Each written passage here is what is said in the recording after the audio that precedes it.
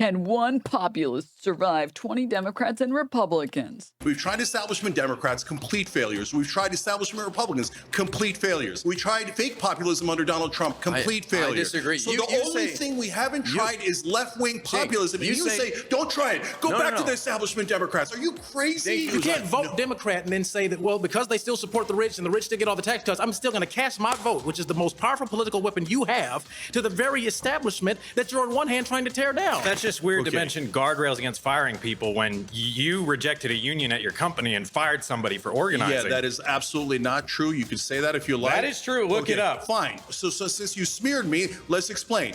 Hi, I'm Cenk Uygur. I'm host of the Young Turks, live weekdays, 6 to 8 p.m. Eastern on YouTube. I'm also the head of the TYT Network. I'm also founder of Just Democrats, Wolfpack, and Rebellion Pack, where we're trying to bring the country together. And here I am surrounded by 20 Democrats and Republicans, and I'm going to try to bring them together.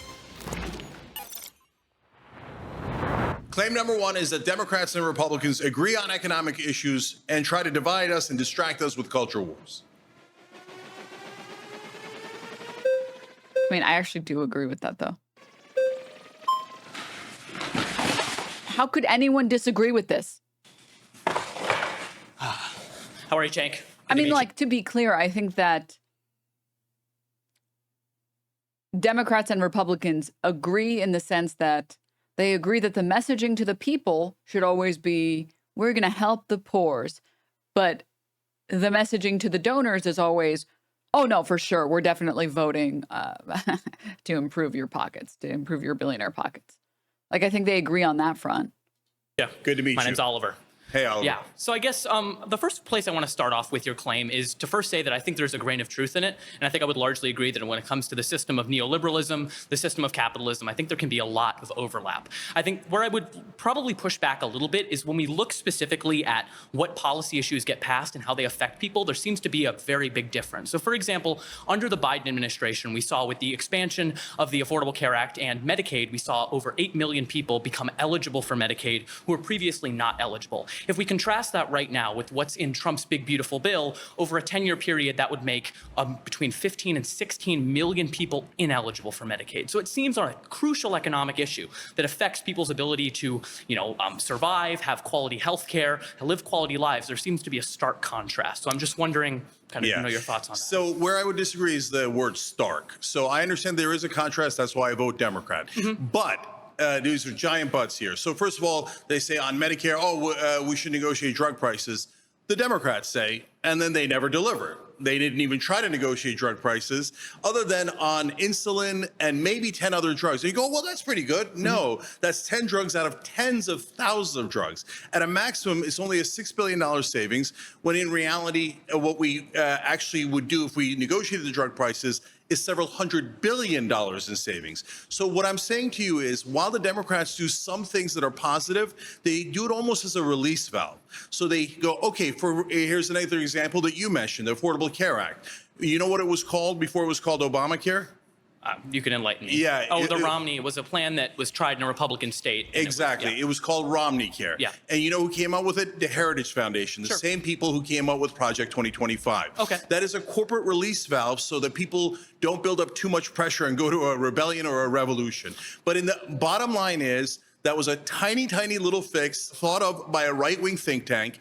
And then now when you say to negotiate drug prices, Obama never did it, even though he ran an ad called Belly where he said he was going to do it. Biden does at most 6% of it. The Democrats are constantly doing 5 to 10% as a little release valve, but keep the machine going exactly as it is. And we can totally agree that there should be more that's done. I guess maybe I was taking your claim too literally, which is that Democrats and Republicans agree on economic issues. And maybe there's a qualify in there. Is it largely agree? Is it mainly agree? It's definitely large. Yeah, it's not 100% agree. Otherwise, it would be too obvious. But is it true that they largely agree? Of course. So I'll give you many other examples. Paid family leaves at 84%. Yet the Democrats never seem to be able to pass it. Why do they never pass it? Because they're not trying. They said they do the public option. Joe Biden didn't even announce introduce the public option. Why? Because they agree with. I love the conversation that's being had right here. It's just like, two of the most annoying people you know personally arguing about nothing. Like, yes, I think that this is like surface level valuable for people that still believe in the Democrats, like for liberals. Agreed. Well, I don't think they agree with Republicans necessarily. I just think that sometimes it's hard to pass legislation in a bitterly divided Congress. Would you acknowledge that it's difficult very often in order to get things done? You don't. You don't. No, you don't see, think that is so. the number one excuse Democrats use. Okay. Oh, golly gee, there was nothing we could do. And they're saying, no, there was nothing we could do. There was nothing we could do. Okay. In reality, he didn't even try for the public option, Biden. He didn't introduce it. So that polls at over 70%. Why not try? Sure. $15 minimum wage. The Republicans didn't take that out of the bill. Joe Biden took it out of the bill. You see those things where you can tell intent, and the intent is he actually agrees with the donor class and the Republicans. He doesn't want those things. If I can, and brother, if you can't still pass a bill at 84%, then are you saying the Democrats are the most incompetent politicians in history? I'm not saying they're the most incompetent party, and I'm also not saying they're perfect. I think that we risk running into an issue where we equate the two parties as being virtually the same, which leads people to not voting whatsoever at all because they think the whole class is against them. And I'm in complete agreement with you that the two-party system is fundamentally broken and that Democrats in a lot of ways have a lot of the same issues. I guess what I predominantly have an issue with is those who maybe don't take the time to have nuance in the discussion and just say, oh, they agree on economic issues and they only want to divide us on cultural issues. Brother, so I think here's that the difference. It's important to make that because otherwise people stay home. They don't vote. And then we're in the situation that we're in right now when a lot of people don't end up voting. No, but Oliver, so let me tell you my perspective on it. That's really important. The way that Cenk talks is so funny. Oh, yeah, but let me speak. Okay. So Democrats always say, hey, look, there's a 5 to 10% difference, so you should vote for us. Okay. But they don't quite say it that way. You understand that. I understand that. A lot of people here understand that. But Marketing is a thing. And we can agree marketing is a thing. No, but hold on. This is super important. Okay. But they tell the voters, we're going to make a big difference. We're going to do minimum wage. We're going to do public option. We're going to do paid family leave. Yes. And when they don't, people get disappointed and disappointed. And that leads them to not voting. That leads them to hating the Democratic Party. What I'm saying is go with populist left. That is the one thing that has not been tried. We would actually do the bills. We do the bills. Otherwise, then you're the same as the Republicans. Okay, fair enough. All right, thank you very much. Thank you, Oliver.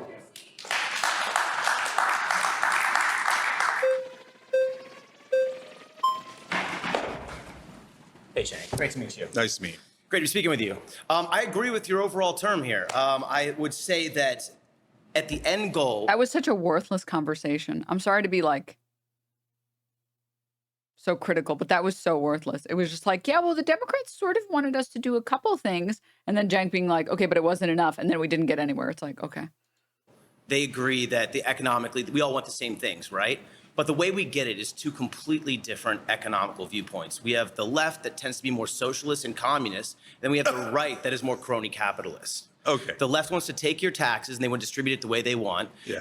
The right wants you to keep your taxes right now. They want you to keep your overtime taxes. They want you to keep your taxes on tips. So what is your... Yeah. So first of all, brother, you got to stop saying socialism and communism. None of the Why is that? Because none of the Democratic politicians are in favor of that. They're actually... They are. Bernie's quite literally socialist. No. So he says he's a democratic socialist. Even he doesn't really go towards what you would consider socialism because you're putting socialism and communism in the same bucket where they don't belong. None of them are in favor of ending corporations, ending capital, etc. In fact, Kamala Harris and Joe Biden, their number one problem is that they're corporatists, not that they're socialists or communists. No, they quite literally wanted to do whatever corporate donors tell them to do. They wanted to that end businesses over vaccine mandates. Yeah, no, brother. No, but that's drug companies. They're doing the exact opposite of communism. They're saying corporate donors, we will do whatever you corporations want. So when you turn to the Republicans, it's the same thing as Oliver. They have a 5 to 10% release valve with Donald Trump now. He's pretending to be a populist. So he goes, oh my God. Donald Trump isn't pretending. He is a populist.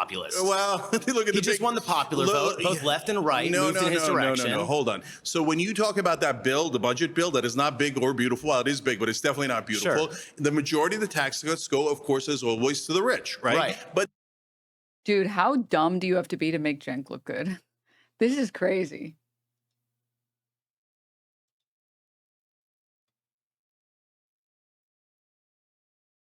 I have to say, this is a lot better than like bringing on 20 Hitlerites, but like still. They put in a tiny release valve of, we'll help the tax middle on class tips, a little bit on tips and overtime. Whether that even Well, then stays how in the come bill is a different question. How come every But time what a are they doing? Republican's Here, in let me tell you a office, fact. I make Bo, more can I money tell and I you a spend less fact? on taxes? Yeah, no, I'll tell you a fact. So what they do is they throw a little morsel at you, as Obama and Biden throw a little morsel on you for social policies, as we discussed earlier. But the overwhelming majority always goes to the rich. For example, in this bill, they're cutting Medicaid and SNAP by $1.1 trillion. Do you know how much is going to people making above $500,000 a year in tax cuts? $1.1 trillion. Okay, so they're literally taking from the poorest people and giving it to the richest people, Which is what the liberals have been doing forever. So what's the difference? How are they doing? So no, brother, what I'm saying is you're actually proving my point. Democrats and Republicans constantly say that they have giant differences. Then what did the Republicans do? They do massive tax cuts for the rich. And then Obama, by the way, came in. I can't. Wait. So they're literally taking from the poorest people and giving it to the richest people. Which is what the liberals have been doing forever. So what's the difference? That's the prompt. The prompt is that the liberals and the Republicans are doing this. That's the prompt. Oh my God. How are they doing? So no, brother, what I'm saying is you're actually proving my point. Democrats and Republicans constantly say that they have giant differences. 50% of the people that come up on the Surrounded one, on like the Surrounded Jubilee episodes, they agree with the prompt and then they get on to be like, but I don't like the way you said it. What did the Republicans do? They do massive tax cuts for the rich. And then Obama, by the way, came in and actually made Bush's tax cuts permanent, which cost us even more than the original Bush tax cuts did. So there's a lot of theater about how they disagree. But at the end of the day, the rich always get tax cuts. Save more money when Republicans are in office. Why do me as a business owner continue to save money? So you know why? So I'm a small business owner. So we save a little bit of money. The giant corporations save a ton of money. Isn't it better if everybody saves money? No, it's not. Because why not? That makes no sense. No, brother. Because there are people that are not business owners or billionaires. I know this is crazy, but there are people that are workers and laborers that are not benefiting at all. Easy to say, okay, then we shouldn't have any roads, bridges, cops, fire departments. Nobody's schools. saying that. We just don't want our money going to foreign. We shouldn't have any taxes. We just don't want our money going to foreign countries. Oh, I couldn't agree more. On drag events. And by the way, that's another thing that proves my point. Foreign country drag events. Oh God, dude. Oh my God.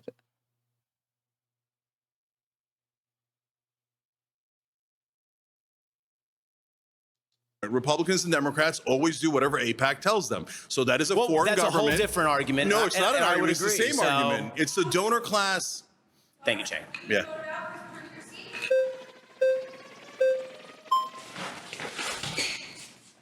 Hey man, nice to meet you. Nice to meet you. So when you talk about this concept of like a release valve, it seems like you're downplaying very relevant and very important differences that exist between the parties. So the Affordable Care Act, you understand that expanded coverage to like millions of people. More people got Medicaid, premiums were subsidized. Like this is good policy. And I agree with you. Sometimes, in many cases, Democrats lack a spine. They don't push hard enough.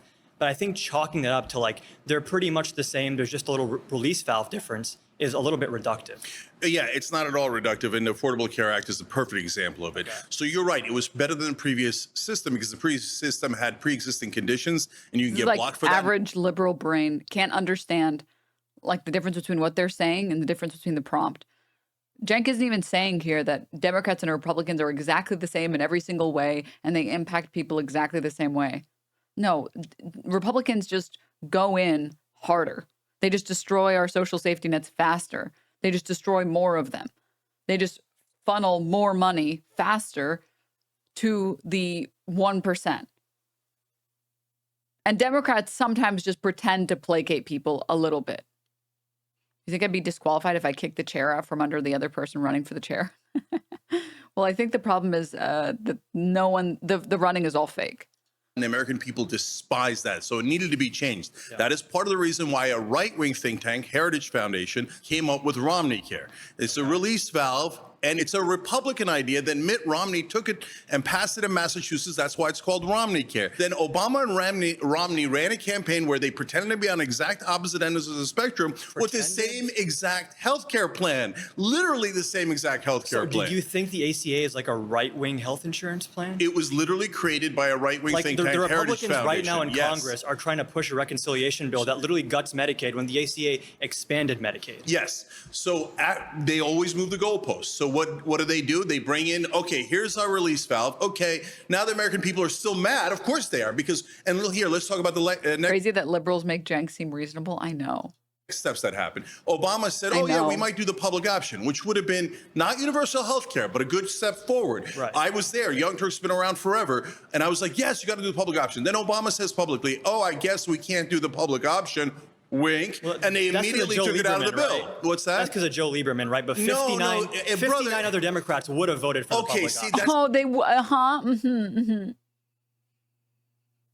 Oh, we just can't help it. There's just always one Democrat that's just fudging it up for everybody. Sometimes it's Chuck Schumer.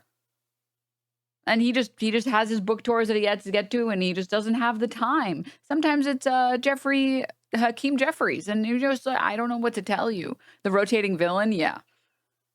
So that they can blame it all on that one person and be like, oh, if it wasn't for this guy, we could have helped you guys. If it wasn't for Joe Manchin, we could have helped you guys. It's like, it seems like you guys always have a fall guy for why there are no policies that ever fundamentally change these systems and improve people's lives.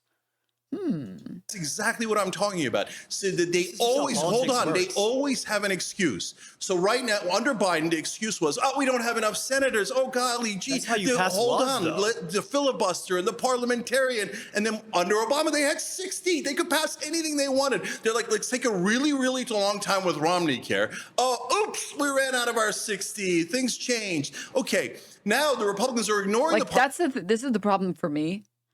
I think like being a liberal has made less and less and less sense since 2000. I would say since 2008, where you're like, wait, you guys have had power. You've sat on this power and you've done nothing with it. You've done absolutely nothing with it. You just sat on all this power and then said, oh, we ran out of time. Sorry. We would have codified Roe v. Wade, but we forgot. We were so busy. Sorry. We were bombing a bunch of brown kids in the Middle East. Our bad, our bad. We would have given you guys health care, but oops, we forgot. Sorry. Parliamentarian when they're trying to pass this bill. So the Democrats keep finding excuses. Why did they take the public option out of the bill? You think Obama Why did they didn't never want the introduce public option back again? I don't think the Democrats want the public option at all. When 59 senators said we'll vote yes on this, and Lieberman That's tanked what that. I'm trying to tell you, brother. They don't mean it. So let me give you two examples. Dude, stop making Cenk look reasonable. Stop. Getting that from? Where am I getting it from, If Joe? Lieberman Where am I agreed, would we getting it not have from? gotten Number public one, option? the public option polls at over 70%. They didn't even try to pass it. Sure, but with Number two, healthcare when policy- Biden came into office, said he was going to do public option, Yeah. and then he lied, and he never once introduced had, it. like, no If he never political once capital introduced compared it- to Obama. Oh, now they don't have political capital. Golly gee, These are the constant realities excuses of how for, you pass oh my God, legislation, I can't. The voters It's are not I sick can't. of I can't. It's not I Why don't you can't. actually It's more- try? it's more So tell me difficult. why they're such losers. They It's can't more- pass paid family leave at 84%. I Are they agree with losers, you on or do policy. they actually secretly agree with the Republicans Cenk. and they don't want any of this because I they're corporate agree- donors? I agree with you on Wait, policy. Cenk is actually, he's eating. He's actually eating here. He is becoming the max left in this video. He's actually eating here. Paid family leave, I want single payer health care. But this is not like super easy to pass. You're like, if they just all Yes, hold it their is. hand and I sing can get it passed in Kumbaya, 2 weeks. we're going to get like 2 single payer. weeks. Okay, so here's how you do it. Guys, you see, you've been taught by mainstream media and Democratic politicians to accept failure. Oh my God, there's nothing we can do to pass it. There's nothing. Here's how what you do. You can pass it, Here's, but it's super difficult. easy. It's not listen, easy. Listen. Paid family leave is at 84. Why do I keep insisting on that? Because here's what you would do. You would introduce this, 74% of Republican voters want it. And then you would say, I dare you to vote against it. If you vote against it, you're voting against 84% of Americans and you will lose your next They're for election. it I will nominally. campaign against you. I will find a Republican to campaign against you. No. And then, but you say, no, God, No, don't no. even try. Don't even These try. policies- I just wish Mr. Lieberman, it was just his fault. It's definitely not that they're all colluding together. No, the Democrats would never lie to me. Like, this guy is actually, he's enacting, oh, dude, this guy is everything that everyone hates, or that leftists especially hate about liberals. This is like why people hate liberals so fucking much. Have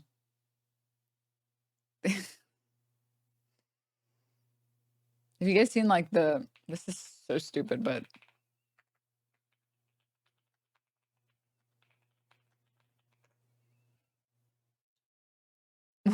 when the characters get tricked in Tom and Jerry and then they turn into donkeys because they're making an ass of themselves.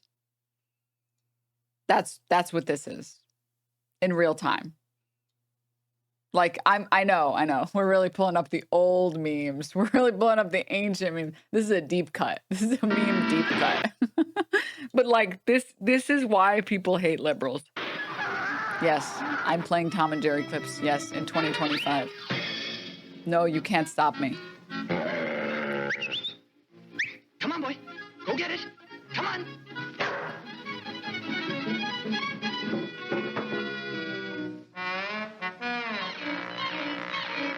What this is? This is every fucking liberal.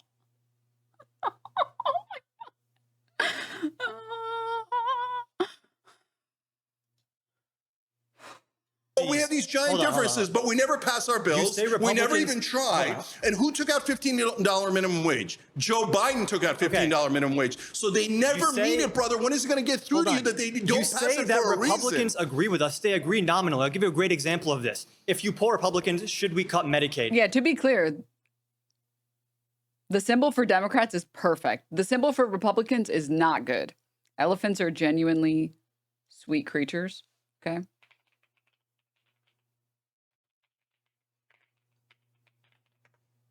They're smart, they're sweet animals, and they mourn their relatives. They have funerals, and they remember. Okay, like elephants are, you know. It's the elephant in the room, Denims. Oh wait.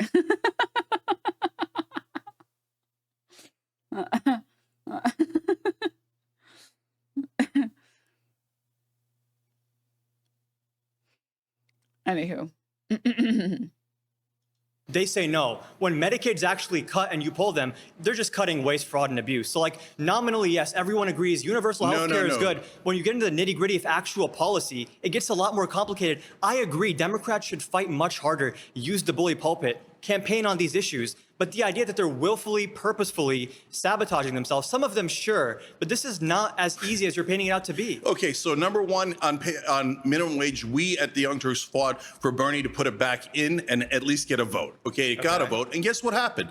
The 8 Democratic senators who were pretending to be in favor of it all of a sudden voted with the Republicans. They had more than enough to block it because the Democrats don't mean it. They always do rotating villains. So, brother, at what point are you going to say the failure is on purpose and not, golly gee, they're the Washington Generals against the Harlem Globetrotters? When you have slim majorities, paradigm-shifting policy is just harder to pass. But 60... And this is the other problem with liberals. When you point this out, they're like, but right now we don't have one, and sometimes we only have slim majorities.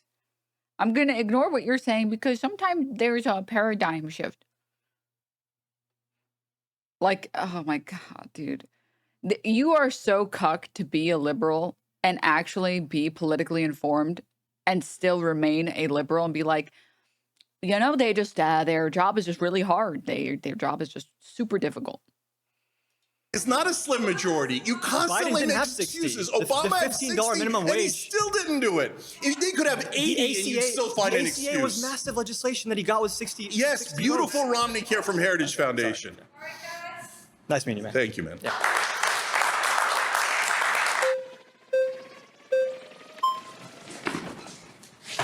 How are you? Hey there. Nice to meet you. Nice to meet you. So you raised a very interesting point when you said that Democrats and Republicans agree essentially on the same issues and that they want to distract us with culture wars.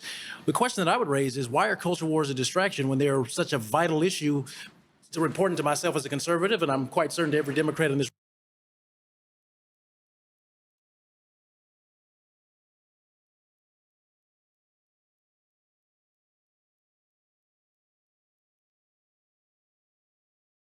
a Black conservative is here to tell us that culture wars are actually a very important issue.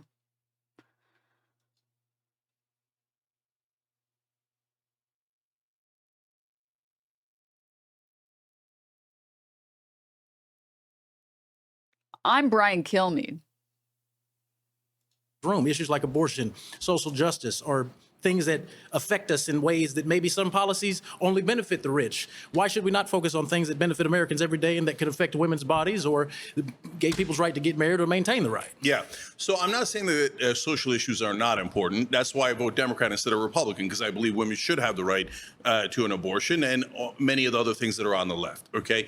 But at the same time, when you talk about trans sports, for example, do you know how many trans athletes there are in the NCAAs? No, I don't. 10 out of 500,000 athletes. Okay. So for 10 people, we had this giant debate, and the far right were like, no, that's it. This is what the Democratic Party is all about. And the far left was like, yes, that is all we're about. And this is about vulnerable communities, and you have to protect them. So this is the hill we're going to die on. And we're going to talk about this nonstop, okay? But meanwhile, we're getting robbed every single administration. Trillions of dollars in tax cuts under Republicans and under Obama. Tax cut after tax cut for rich, for the corporations, deregulation after deregulation. You know why they want to split us? They want you to fight left and right. They want you to look left and right. They don't want you to look up. Look up. Okay. Well, of course, having to look up is very vital, okay? My master always tells us to look up. That's why I wear the cross. But the point that I'm making is that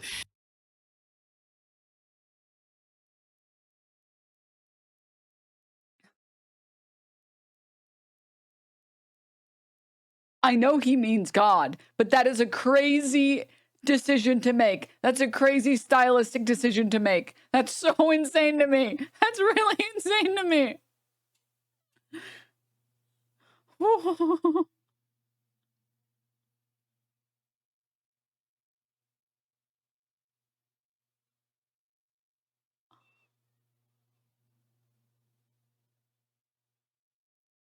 Who says that? Wait, run it back? social vital, okay? Right. They don't want you to look up. Look up. Okay. Well, of course, having to Look up. Look up. look up is very vital, okay? My master always tells us to look up. That's why I wear the cross. But the point that I'm making is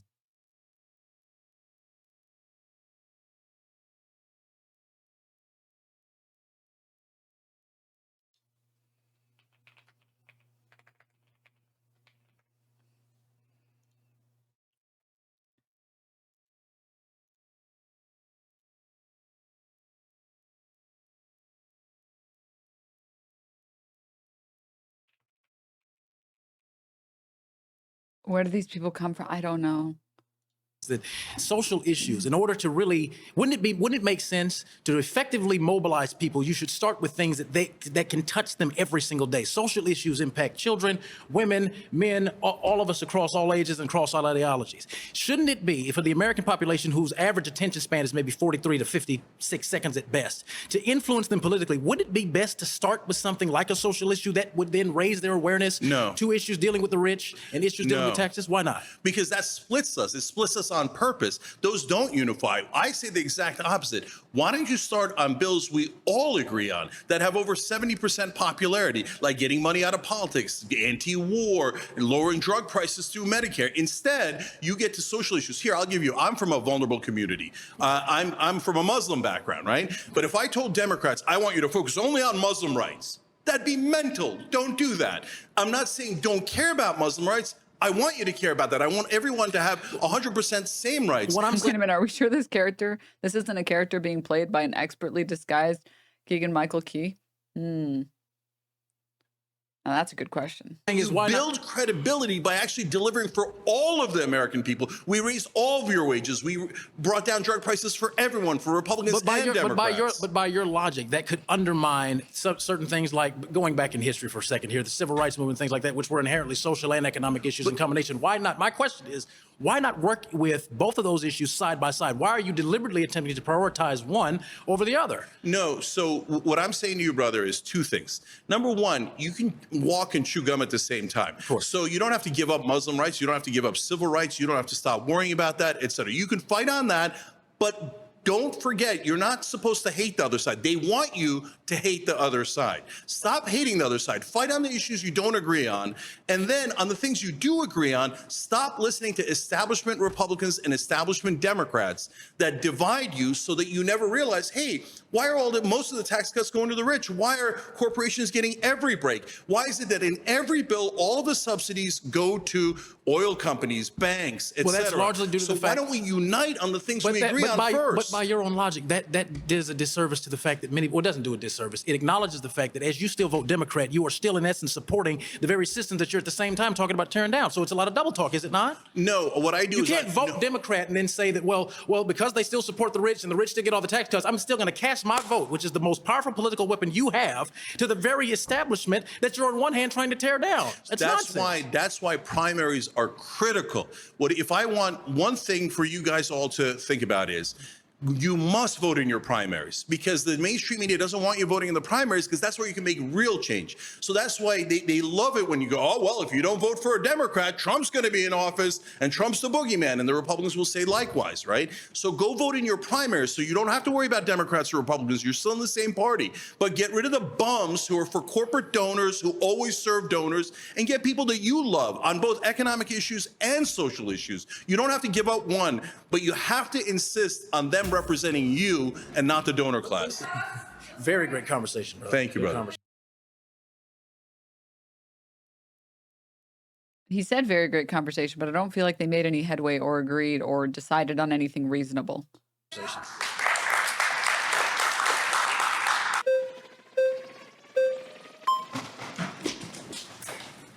like they cherry pick people to make junk look good.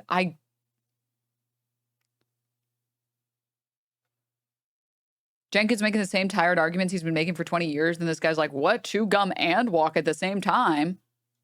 Hello. Hey. Nice to meet you. Nice to meet you.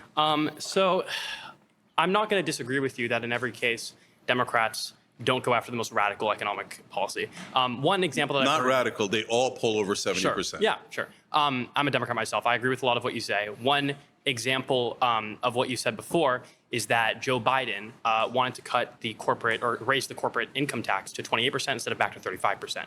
However, I think that one point to consider would be the fact that a lot of the times Democrats are having to clean up the mess that Republicans made. And when someone like Joe Biden only has 2 years of adequate Senate support, right, it's very difficult to argue that he should be pursuing farther left tactics when we're just trying to get a reconciliation bill passed that can be supported by Joe Manchin, right? The economy was completely destroyed in 2020 after COVID. It was completely destroyed in 2007 after Obama. So there has to be a little give there. So on economic...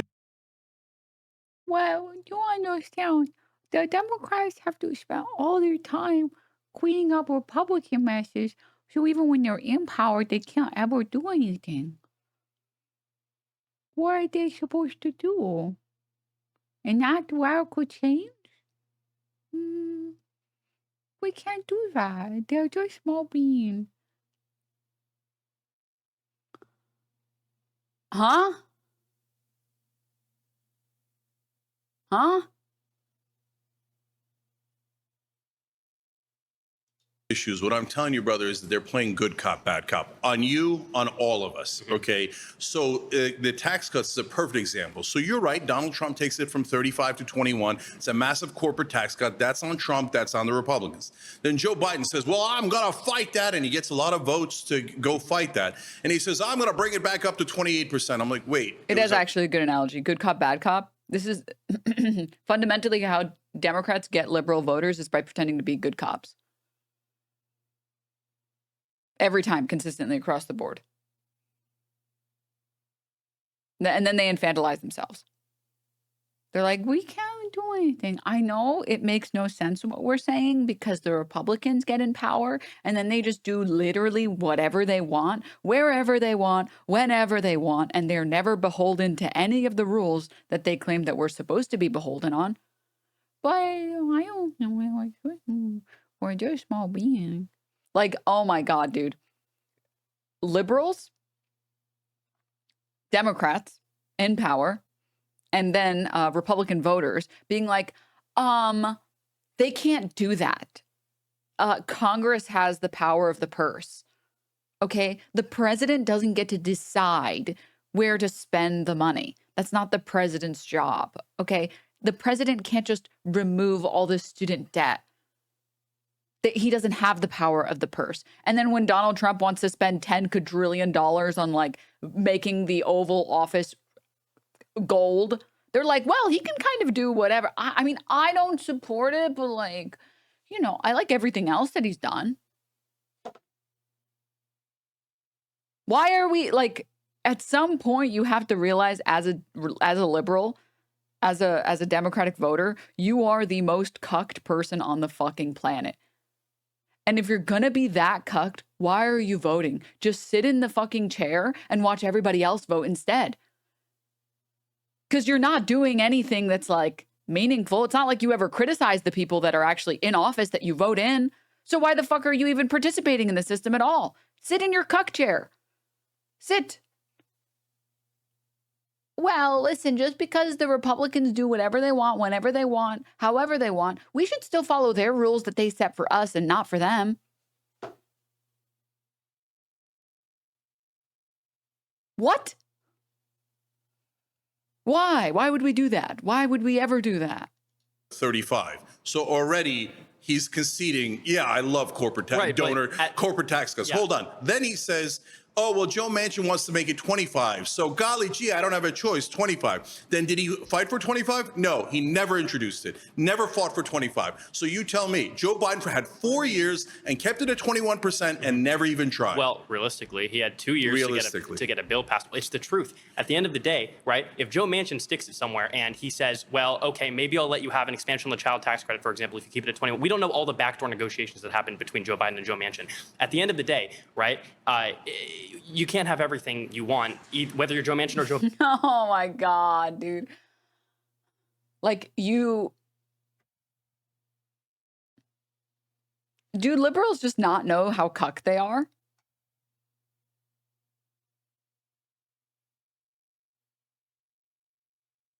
This is a crazy sentence that I'm going to say, but I want you all to stick with it for me. Stick with me for a second.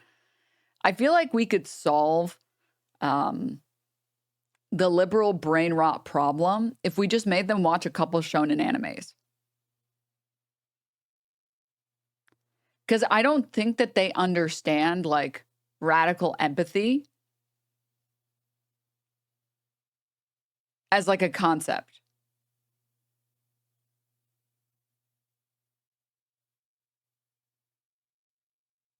Which one? I mean, you can make them watch Naruto. You can make them watch One Piece. You can make them watch Bleach. Just make them watch anything. Just like any shonen anime. Any like, I guess like older shonen anime. Because I don't know about like, I haven't kept up with modern shonen anime. Because there's a key principle in shonen anime. My Hero Academia is a good one. Where it's like, it doesn't matter how powerless you are.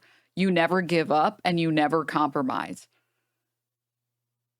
You don't compromise with Hitler. You don't compromise with Hitler Light. You don't compromise with like the people who actively want to destroy modern society. You don't compromise with those people. They tell you, well, you can save this one, your girlfriend, or you can save this entire town. I'm going to nuke the town or kill your girlfriend. Pick one. And you say, no, I will not compromise with you. Actually, no. Giga Chad, I will save them both. I will. You don't compromise with the fucking fascists in power. You don't say, oh, well, we just can't have everything, I guess. We'll just have to set the school bus of kids on fire. No.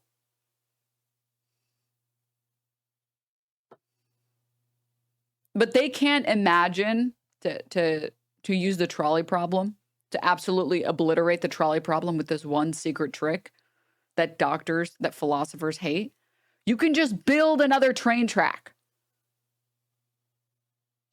We don't have to stay on the 2 trolley tracks that kill 1 person or 1,000 people. You can build another one. We're the richest country on the planet. We don't actually need the orphan crushing machine. And the idea that there's just only 2 options.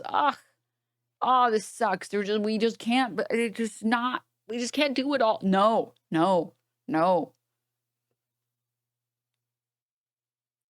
Biden. Did you ever consider that they don't mean it? The reason that Joe Biden never tried to raise corporate taxes is because he doesn't want corporate taxes to go up. It was all a trick. It was all a game played on all of us. No, I don't buy it. No, I know. There was nothing they could do. That's why they didn't even bother trying. They never bothered trying on any of this. And you keep insisting, Look. well, good enough, good enough, good enough. I'll take my 5% change. Thank you, sir. May I have another, sir? So please, for God's sake. Dude, you're such a bad fucking. Oh, dude, you're such a pathetic fucking Democrat or Republican to like lose so hard on any of these topics to Cenk, dude. Fuck. Wake up and Yeah, I disagree unite with to you. actually get economic policies that we love. The whole country wants. You can say except that, those corrupt but politicians. in West Virginia, Kamala Harris lost by 30 points. Okay, if you put someone that is to the left of Kamala Harris on any economic issue, they're going to lose by that same margin. Wrong. Totally wrong. Like, did we not just see Zoran Mamdani fucking mop up?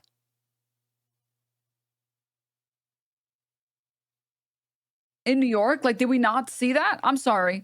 Call that man a janitor the way that he cleaned up. The name is Mamdani. Totally wrong. Do you know Really? what percentage of Americans want to not cut taxes on the rich, but raise taxes Probably on the all rich? of them when you ask it that way. No. What do you mean? On television, they constantly say, oh, cutting taxes is popular. Raising taxes is very unpopular. That's not true. Raising taxes on the rich polls at 76%. You would win West Virginia. You would win Kentucky if you ran on Populist campaign. If you said, yes, I'm going to raise taxes on the rich. Yes, I'm going to give you lower drug prices. Yes, I'm going to give you higher wages. But the Democrats don't say that. They say, oh, I'm going to try a little bit, and then I'm not even going to I don't think introduce the any of lens those that you're bills. seeing it through is the lens that a lot of voters see it through when they're going to vote for people like Joe Manchin, people that will give us a Senate majority. Good talk, All right, man. thank you.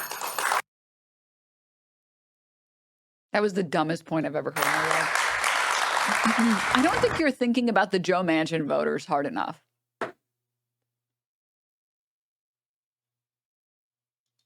Surrounded is now Jail that person for wasting my time.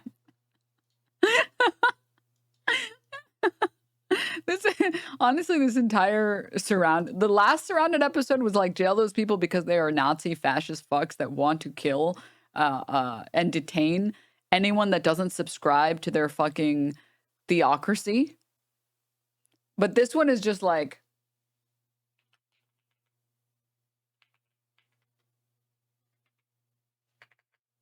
let me see if I can find it.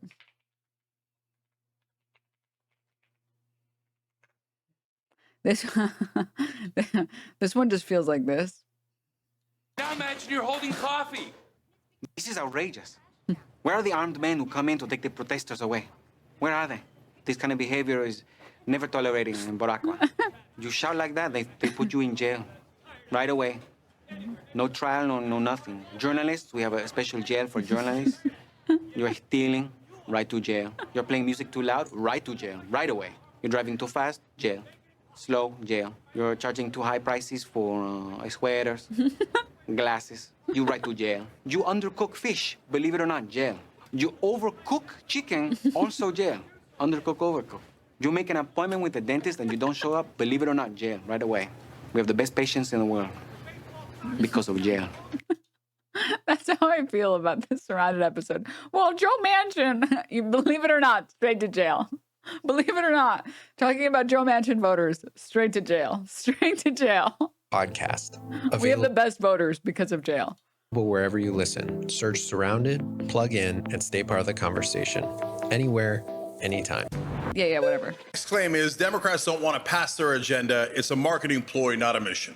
I think if you are on the left, if you are not a Republican in America, if you are not a Lulbitarian, if you are not a Republican and you are not a centrist, you identify as something other than those three things, and you don't believe this yet, like, you're either a child or you are severely brain damaged.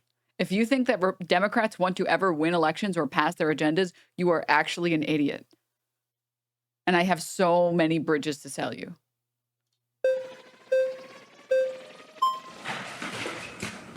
Hi, Zena, nice to meet you. Nice to meet you, Zena. Awesome. So I think that we largely agree, like kind of others have said. I just like want a little clarity on understanding how Democrats like water down their social issues, things like DEI and other measures to kind of bridge the gap that we've seen in like racial disparity, for example. How, in your worldview, do we reconcile such issues? So in the beginning, did we need affirmative action? Definitely, because what happened before the civil rights movement was, so let's say that your firefighters or your longshoremen, those are really good jobs. They pay pretty well. They're good blue collar jobs. What do you want to do? You want to pass it on to your kids because you're normal, right? That's the type of thing that you want to do. Yeah. But unfortunately, at that point, almost all the jobs are held by white people. So we do affirmative action because, guys, we got to let others in. Otherwise, it's not fair, right? And so that makes sense. But then over the course of decade after decade after decade, we wind up with DEI. And DEI has some good things in it, but it also had some abuses in it. We covered it on the Young Turks. There'd be situations where a white woman would say, okay, now can I tell you my perspective? And they would say, no, shut up. Your job is to learn. No, don't do that. Don't do that. Okay. So are you talking about? Huh? About like fringe cases in which like someone would say that they feel unfairly treated by DEI? Because I think in any type of law that we're going to see passed, we're going to see fringe cases in which the law is. Can I listen? I'm sorry. There's no way he said that the DEI had abuses in it because they were telling the white women to shut up. Did I miss? Covered on the Young Turks, there'd be situations where a white woman would say, okay, now can I tell you my perspective? And they would say, no, shut up. Your job is to learn. Talking about?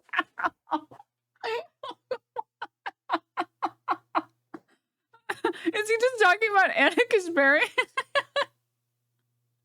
Is that what he's just talking about, Anna? Well, DEI is really nice and all, but a lot of people have been telling a white woman that I know not that well. I mean, I know her pretty well, but like not anyone that you would think of. And they were telling her to shut up, and it was really mean to her. And that's basically a workplace.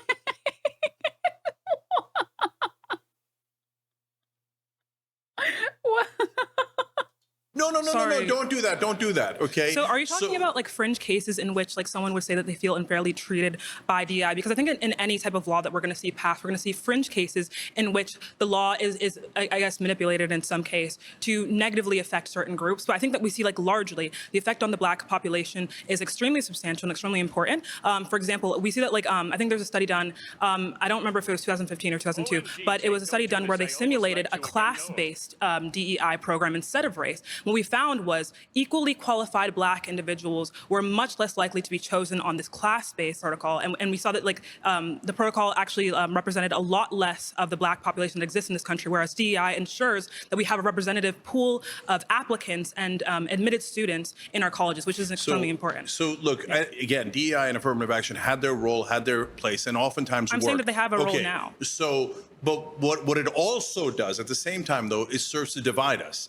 And so, look, if you say to me,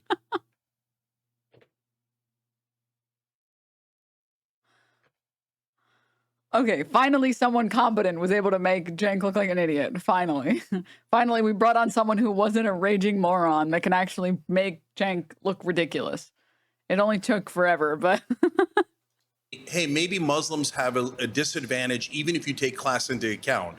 So should we give a little bit of extra weight to Muslim candidates? I would say absolutely not. Why not? Do not do that. Because then what it does is it makes everyone bitter about the Muslim candidates. Here's the problem. And it makes them seem like they here's didn't what I earn find it super important. when in fact they did earn it. What you're explaining is the response to the policy, and you're not actually digging at the policy in of itself. You're saying because people will... The problem is that he's like preaching about quotas, which is not first of all, not the majority of affirmative action. And I don't even believe that like quotas are, what is it called? I want to go as far as to say they're not constitutional, and we can't force companies to have quotas. We can't force schools to have quotas. So like, that's not even what's happening. When we're talking about DEI, we're talking about having your job listings available to more Black and brown people, having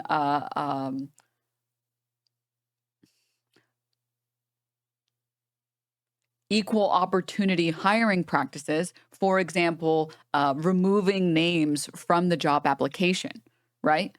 That you should judge the job application without looking at the name at all. based on that person's resume, based on that person's job experience, and then you look at the name, because we know that when you don't have that extra screening, less Black people get hired.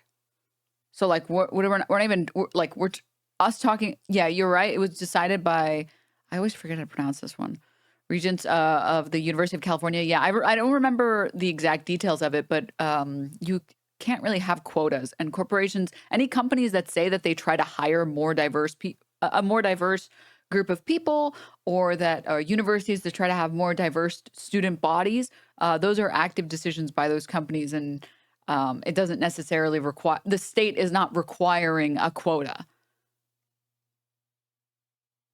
These are not active policies today that are forcing Muslims into schools and jobs. Again, when we're talking about better policies for minorities that have been disadvantaged, we're talking about leveling the playing ground or the playing field, dedicating more resources to helping poorer communities build good resumes, improve their interview taking skills, right?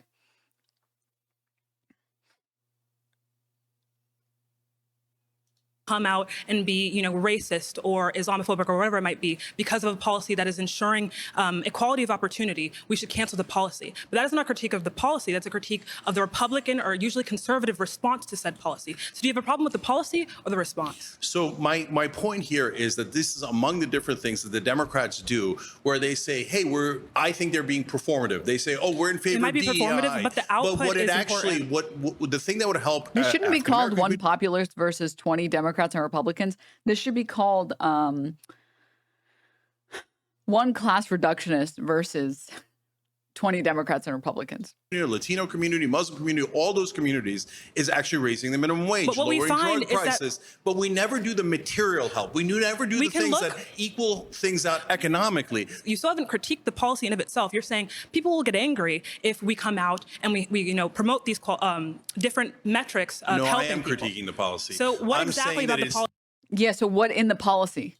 Because it divides us. How does I like how she clearly stated her criticism with his statement, which is, you haven't criticized the DEI policies. You just keep saying that it makes people upset. And he said, no, I did. And she's like, okay, so what is your problem with it? Well, it divides us. That's not a problem with the policy. That's just the exact same thing that she said you were saying. So even though it has by saying that racism exists? Yeah. So but racism, but not by saying that racism exists. So you have to acknowledge reality, right? What you're saying is, now we're going to put Black people in this category. We're going to put white people in this category. Because there are categories that exist now at a subconscious level that we characterize each other by. So even if you get a benefit from that, you say, hey, I reduced racism by 10%, 20%, et cetera. What you're doing is you're not noticing the giant downside of that, which is then people.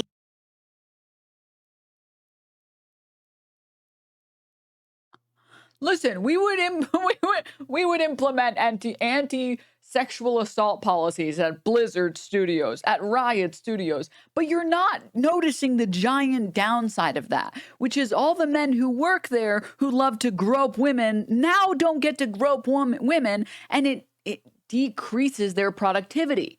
Okay? You're making the workplace worse for everybody else. Is it really worth it? Is it really worth it? I just think she can produce more breast milk, and it would improve that guy's ability to show up. Listen, if he really likes breast milk to the point where he has to steal it, think about how happy he is to show up to work.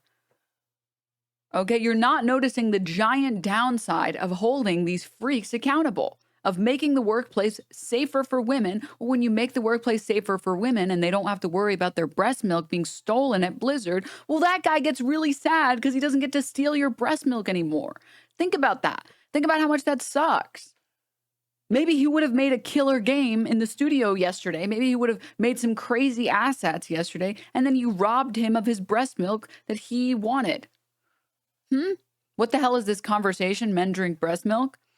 Sorry, for the people that got lost in the conversation, Blizzard was sued along with Riot Studios, basically every fucking large gaming studio, because of workplace harassment against women. And there were a lot of things. There was highly recommend reading the lawsuit.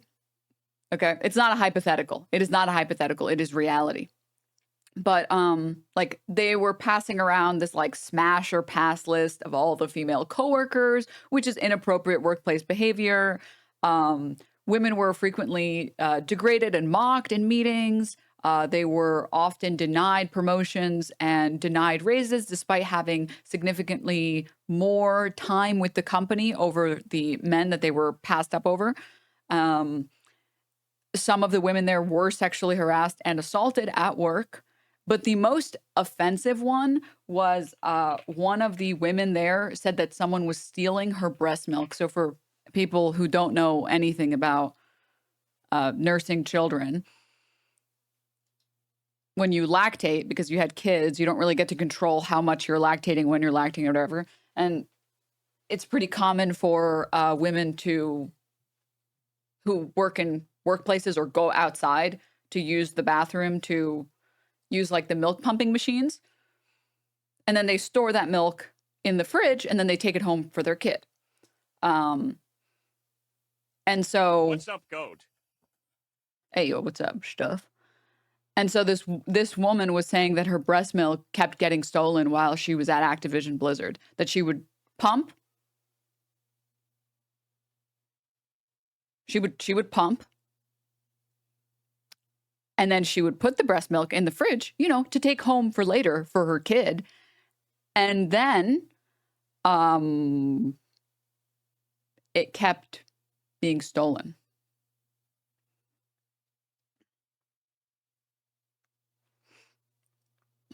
It's also claimed that the refrigerators needed to be padlocked because other employees would use them to keep beer in and even steal breast milk.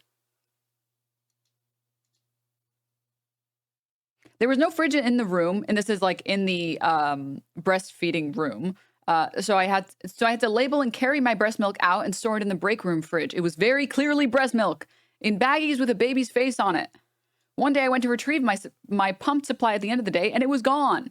Someone either taken my bags and tossed them or stolen them for some very creepy reason.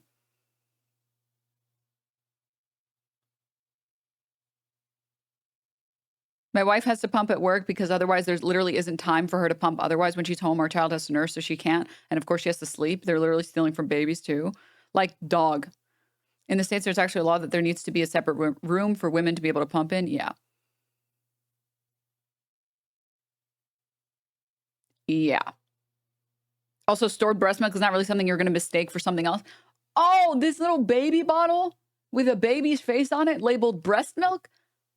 I thought this was oat milk. I'm so sorry.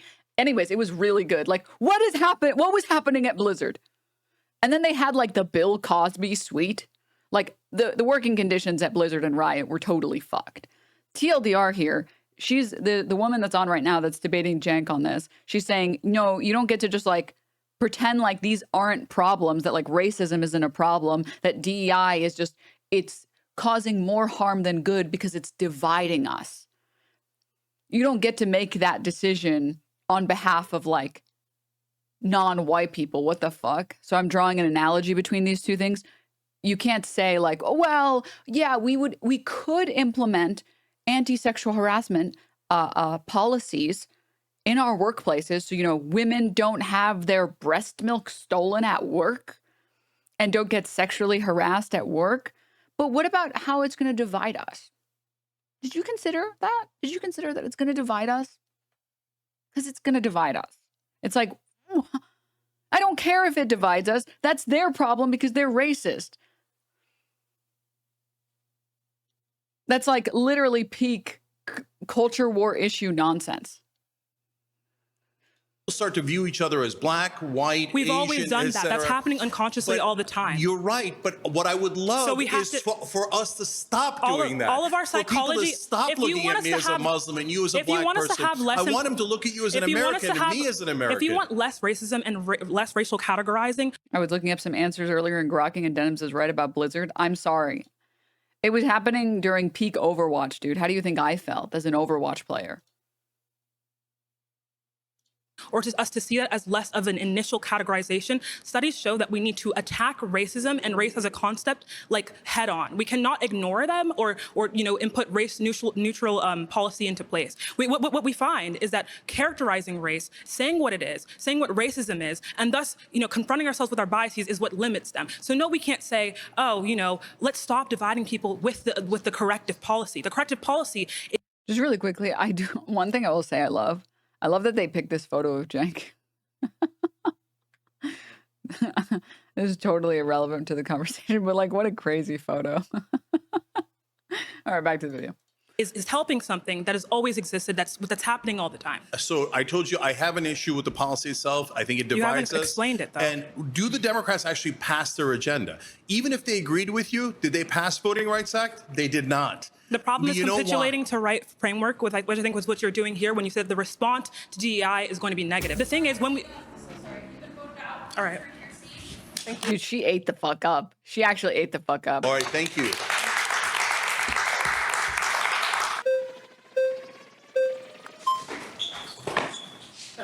Hey, good to meet you. So Democrats don't want to pass their agenda. I would say they want to pass their agenda. It's just, if you ask 50 Democrats what their agenda is, you'd get 60 different answers. We've got the environmentalists who hate the labor people hate the environmentalists, we have the gay rights lobby, we have racial justice people, we have all different people, immigration activists, like everybody thinks that their issue is the most important one. And I know you don't acknowledge that usually at the beginning of an administration, there's the maximum political capital. And if they don't get something in that time, then they weren't really trying. But what has happened in the past, we saw Biden pass a number of bills in those first 2 years. The CHIPS Act, the Inflation Reduction Act, the Bipartisan Infrastructure Law, the American Rescue Plan. Obama passed the Affordable Care Act. We've passed all kinds of things, but we also all disagree on what the hell the Democrats should do. And that leads to the point where somebody is always frustrated in our coalition because we are not just a big tent, we're a 3-ring circus ring. Like we have such a big tent that's collapsing in on itself. So this idea that we don't want to pass an agenda, the last point I'll make, because I'm taking up a lot of time, I would just look at the places where Democrats have all the power, like here in California. California, when you were growing up, I was growing up, I'm actually an 80-year-old man, that's why I got my Mr. Rogers sweater. It was smog here in LA. Dies of cringe. Like you couldn't see 50 feet in front of your house. We created not just the most powerful environmental regulator in this country, CARB is the most powerful environmental regulator in the world. And that was Democrats that did that. So this idea that when Democrats have power, they don't actually know what to do with it is bogus. We've seen it here in California. We've seen it in New York with free college. We've seen it in many states. So I just don't agree that we don't actually want to do anything. Okay, so you mentioned about a dozen things there. Let me take 2 of them as an example. So the CHIPS Act that you mentioned, right? The Democrats told us when we were covering it live on the Young Turks, oh, this is such a monumental bill. It's so important. And I was like, okay, nobody's going to vote based on that. So put that aside because that was definitely true, but okay, not pertinent to whether they were trying to do something that the Democratic voters wanted. So that they said that was for national security. Okay, there's some truth to that, right? And they said it was to, don't worry, this is to create more jobs. So now, what did they do? Very typical Democratic bill. They passed over $50 billion in corporate subsidies. The number one recipient was Intel, $8.5 billion in grants and $11 billion in loans. So about $20 billion overall. I said, for God's sake, at least put it in guardrails so they can't fire people. They said, oh, don't worry, Intel's going to create 10,000 jobs. You know what they did? They didn't put in the guardrails. And right afterwards, Intel fired 20,000 people. That's just weird to mention guardrails against firing. Sorry, wait. Intel announced its plans to lay off 25,000 employees worldwide by the end of 2025. Company received nearly $20 billion in funds and loans from the CHIPS Act. And right afterwards, Intel fired 20,000 people. That's just weird to mention guardrails against firing people when you rejected a union at your company and fired somebody for organizing. Yeah, that is absolutely not true. You could say that. Uh-oh.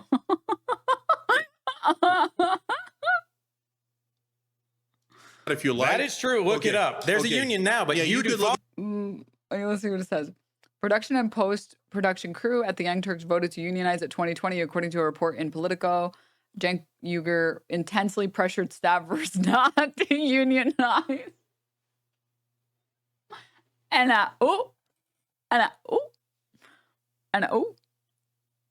Okay, but this point doesn't make any sense that the guy is making in his fucking Rogers sweater or whatever the fuck. Because like just because Cenk is a hypocrite doesn't mean that the point that he's making isn't salient, right? That like capitalists will always do this. All that tells you is that like Cenk is the capitalist telling you that capitalists will always do this. Up to a bunch of liars, but this is a random thing that you're throwing in there, I guess, to just personally attack me. But there is a union. I'll tell you facts. Do you want to explain facts? So facts are, yes, IATSE is at Young Turks. It's been at Young Turks for over 5 years. Did you or did you not reject a card check? Yeah, I did. And so, in fact, card check, yes, that is the one thing I disagree with in the PRO Act. And yes, you are allowed to disagree with one part of the bill or 5% of a bill, right? And so, in our case, so what we can compromise and have my nuance? personal dealings at Young Turks, okay, fine, we can do it. It's not personal, it's a public thing. No, okay, no problem. Okay, but let me address it. Now you got into a weirdo thing that not about policy, not about the Democrats, but about my company. Fine. So since you smeared me, let's explain. So that people come in and go, okay, surprise, we didn't ask you for anything, but we formed a union. I go, guys, great, prove it. They say, oh, we had a secret vote. And then people come up to me, other employees. That's what a card check is. Hold on. Other employees come up to me and go, they're intimidating us. We didn't ask for this. We're getting way off base here. I know, because you brought us off base with a random attack against me. Because you brought up guardrails. Let me just say one final thing. Let me finish, because you're not going to smear me and not let me explain, okay? So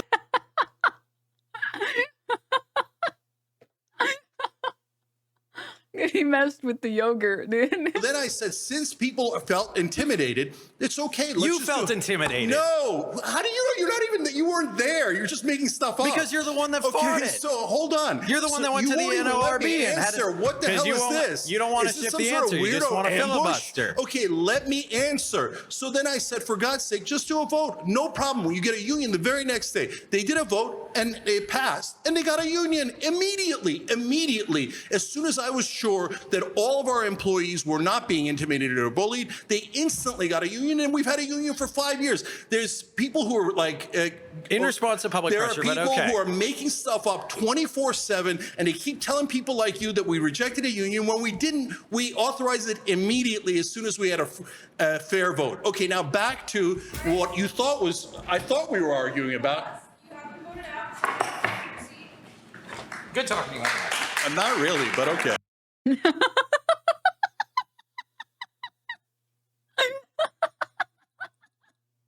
Still yelling, let me answer.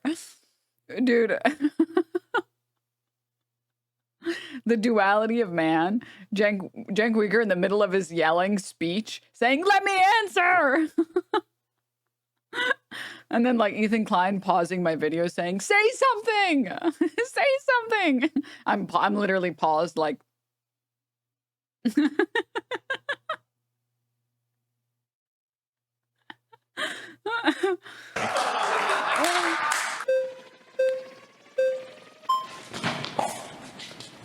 Hey, Cenk. Hey, how you doing? Good. I have a lot of respect for you, but I worry about your progressive populism is dangerous. In fact, to me, you kind of sound like a political pickup artist. Like, just do this one trick and we can fix it all. And to me, it's... What if we just... What if... Joe Manchin. I despise those corporate Democrats who never ever deliver for you, who never even try to deliver for you. You know, here's what you say. Here's what you say. What if we...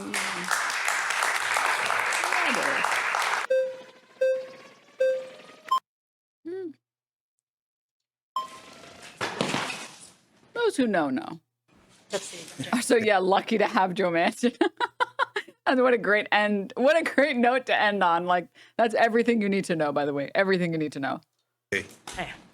So your claim is that Democrats don't want to pass their agenda. You've talked about $15 an hour minimum wage. So how can you explain then that Joe Biden did in fact increase to $15 an hour for federal contractors with an increase again this year to $17.75? Yeah. So again, It's a release valve. So why? How is that a Hold on. release Yes, because it affects a tiny percentage It of Americans. affects 300,000 people. 300,000 out of 330 million people. So that's why if you actually did a federal minimum wage, moved it to $15, that would move $92 billion from corporations to the average American. Okay, so that's what we want. I assume you want it. I want it. All Democrats want it. It polls at around 67%.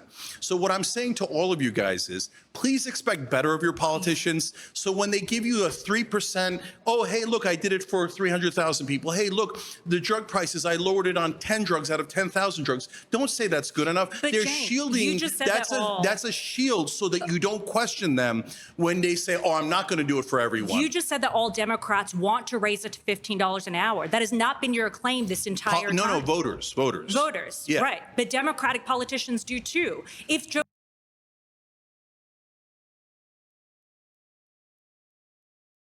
they don't. If Joe Biden didn't want to do it, why did he increase it? But for wait a federal minute. contractors, So then, he didn't have the votes to pass it. That's exactly what I'm telling you. So what he does is he does it for 5% of people with student debt relief. He did it for 10% of people. He didn't do it for 90%. So It is crazy that like the Democratic strategy is so effective in getting the most annoying people to defend them. Like they're so good at winning over these type of people. The Libbers, we gave you crumbs, stop whining. in the case of the federal minimum wage, let me bring it back to you. Federal minimum wage. So he says, oh, progressives, don't worry. It's bare minimum. We're definitely going to do it. So they pass it in the House. They bring it to the Senate. Joe Biden does an interview during the Super Bowl right after he's elected. And he says, oh, we're taking $15 minimum wage out of the bill. The Republicans didn't take it out of the bill. Joe Biden took it out of the bill. Trump did get rid of it on executive order. Okay, so now they don't have it at all. Right. So you're saying then that Trump, you're saying that Democrats and Republicans are both equal in terms of economics, right? How is that equal in terms of economics when Joe Biden raised it and then Trump took it away by executive order? So, but wait a minute. But you're What is saying this accent that she has? that even though he took it out, and then when Bernie put it back in, 8 Democratic senators, including the 2 Delaware senators that are the closest allies of Biden, voted against federal minimum wage being increased to $15. So can you not see that they're literally voting against it? They're literally taking it out of the bill. They're literally tricking you. They don't actually want to pass it. They get your vote by saying, oh, I'm going to do it, I'm going to do it. And then the minute they get in office, they're like, I was just kidding, take it out of the bill. What evidence do you have that Joe Biden actually did want those senators to vote against it? What evidence do you have? 2 pieces of evidence. Number one, it passed in the House, and I even talked to Democratic congressmen. They assured me, don't worry, it's going to pass in the Senate. It goes to the Senate, and it's out of the bill. Schumer made that decision in conjunction with Joe Biden. So why did Schumer and Biden take it out of the bill? That's my evidence. So, Cenk, is your claim then that And then secondly, by the way, when they did vote on it, his 2 biggest allies, both the Delaware senators, voted against the $15 minimum wage. That's overwhelming evidence. Do you think that they didn't ask Joe Biden? No, they called Joe Biden, and Joe Biden said vote against it because he was lying. That's not, it's just not true. But also, are That you, is literally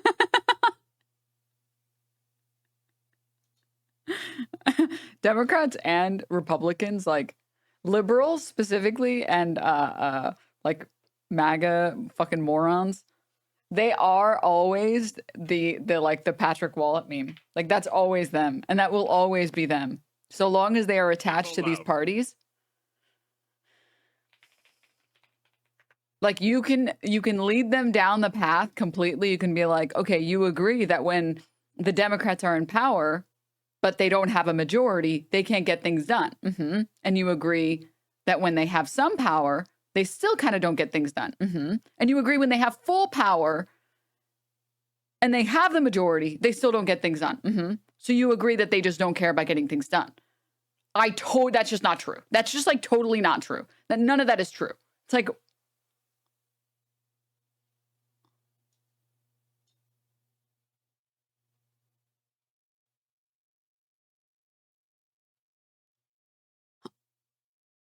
where did I lose you? true, and anybody can look it up. Are you claiming then that all Democrats that take corporate money are against the people? Is that your claim? Absolutely, okay, yes. So then why did TYT take $20 million of corporate money? Here we go again with personal well, attacks. It's not okay, it's no not problem. Personal, no, no but problem. It's not no problem. I want to attack. answer it. No okay, problem. Please Okay, answer it. yeah. So $20 million is an investment. Okay. It is not here, take the money and then you do what we tell you to do. Everyone has, if you're building a business, you have to take investment to get to the next level. Cenk, I built hold a on, business. See, again, the problem is trying to bring up that Cenk is a hypocrite doesn't actually do anything because it just proves that he's right. Like, it's just you saying, oh, yeah, you're saying the capitalists love to destroy our system and make things better for the capital owners. Well, you as a capital owner did exactly that. It's like,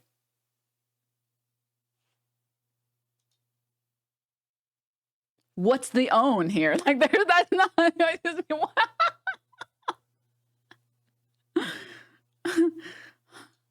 Bianella, thank you so much for the 19 months. Thank you. In Cenk's defense, he's not a politician, but yeah, he's a hypocrite. I mean, like, being a capitalist is enough. If you don't take the investment, you're going to be tiny. So what some leftists say is, no, don't ever build anything. Don't ever take an investment. Don't ever do anything and build a big business. So instead, let the right wing take not only investment money, but direct money like Dennis Prager did, $23 million, and take it from the fracking billionaires, all those guys, and serve those guys. Let the right wing grow and grow and grow. But as soon as there's a successful left wing channel, don't take an investment. Don't take any money. Just be super small so we can't compete with the right wing. Cenk, how does that make sense? I'm pro you taking that investment. I've built a business. I understand that. I just think that it's ironic for you then to sit up here and say that everybody that takes corporate money is against the people, because then you would be against the people. No, that doesn't make that. He's talking about politicians. Like, this is not an own. This is not an own. This is not an own. The thing is, business owners are, as long as we live in a capitalist structure, business owners will always, and capitalists will always, do the thing that makes the most sense financially for the company, or for themselves, or for the stockholders, right? The hope is that politicians are not capitally motivated and that politicians are people motivated, that they respond to their constituents because they are public servants. And that politicians don't, get in bed with corporations.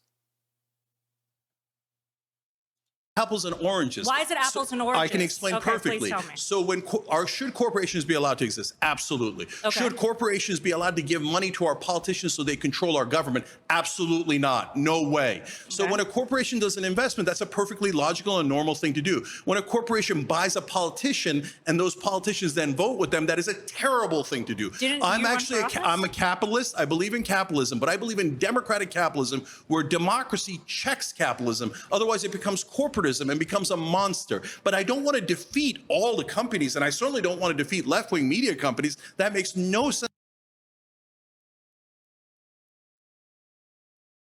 What did I say? You see how it's apples and oranges? I don't. One is a company and the other one's a politician. Okay. One is normal business, the other one is to influence our government. Let's talk about...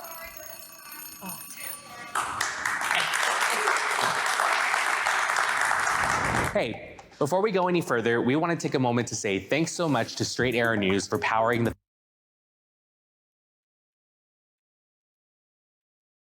Okay. My next claim is the Republicans only care about the rich and everything else is a mirage.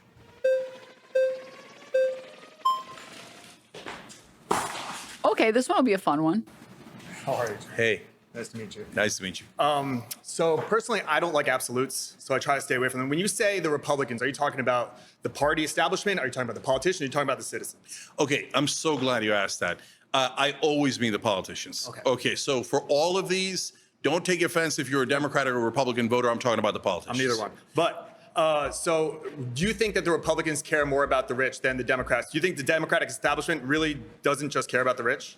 So as I said, I think that both parties are similar on economic issues and they play good cop, bad cop on us. Do the Republicans push the tax cuts? Yes. Is it almost always under Republican administrations? Yes. Do they ever balance the budget? No, never. So do you think that like the idea that employers who have a lot of money, that they provide jobs and that's a way to give back to the poor? Do you buy into any of that concept at all? No. I mean, as like entrepreneurs who are going out there innovating, I didn't hear that. He didn't talk about it. He said something. He didn't say trickle-down economics, right? No. Do they ever balance the budget? No, never. No. So do you think that like the idea that employers who have a lot of money, that they provide jobs and that's a way to give back to the poor? Do you buy into any of that concept?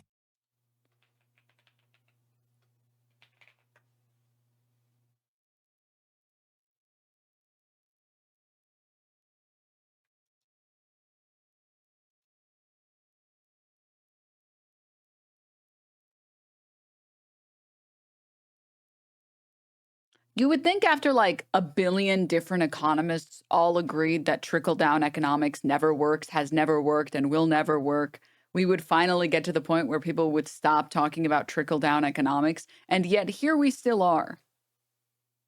Tax cuts for the wealthy only benefit the rich. Debunking trickle-down economics, like literally any economist worth anything will tell you that there is no such thing as trickle-down economics that actually works. It doesn't make any sense. It has never worked. It will never work. It has never worked. Oh, bro, just trust me. It'll trickle down any minute now. Bro, just trust me. Bro, for real. Just trust me. Sorry, I love this chatter. Crazy. I was given the truth yesterday. I got banned in this channel. Okay, you don't know what a ban is. It's a timeout. Okay, get it right. Denims talking about the economy. LOL.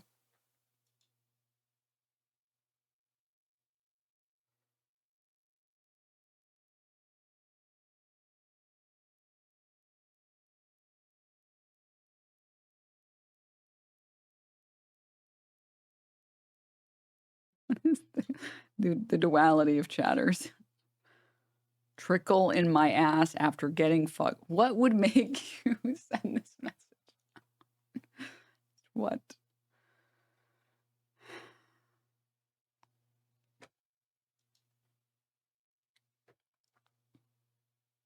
No one's saying, bro, trust me.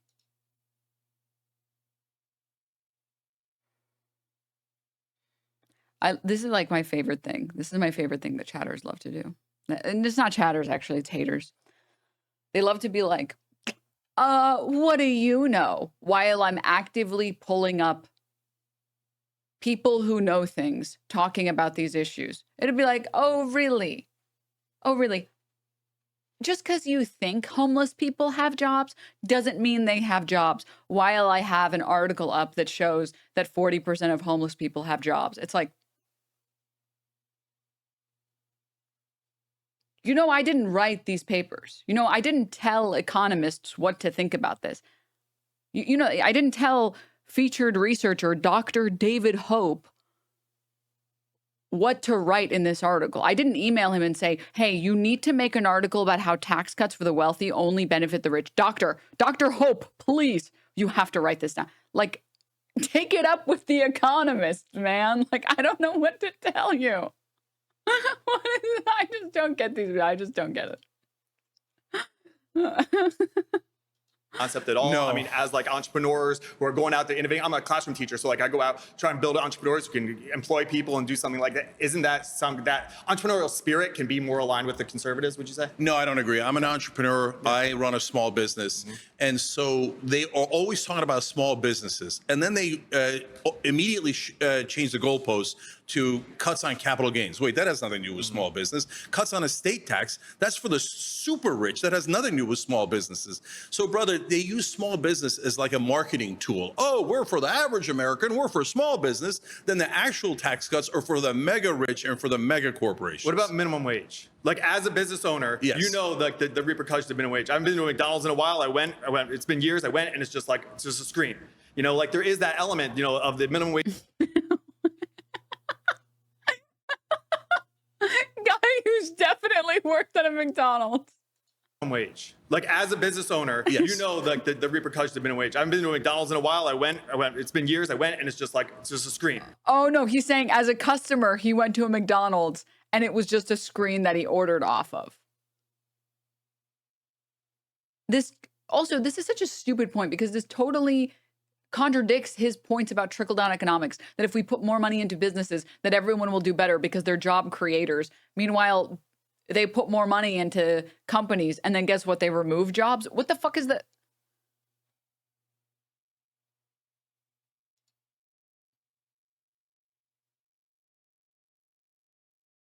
Huh? You know, like there is that element, you know, of the minimum wage raising and that leading to more unemployment. Yeah, so I don't agree with that either. Okay. So first of all, everything it requires bounds. So you can't have a $100 minimum wage. I get that, right? But having said that, are we anywhere near where we should be on minimum wage? No, we're at $7.25 federally on minimum wage. That is a disaster. And so what that is if you work every single day, 40 hours a week, 52 weeks, no vacation at all, you only make $15,000 at $7.25. No one can live on $15,000. So when you push up minimum wage, what it does is it pushes up all wages. And that is a good thing, not a bad thing. They always tell you, no, give it to the corporations and then it'll trickle all over you decades later. No. It'll trickle all over you, yeah. Trickle-down economics will work this time. We just need one more lane. We just need one more lane, dude. Just one more lane, please. Just one more lane. Please. I wanted to show all of you something. 1 second.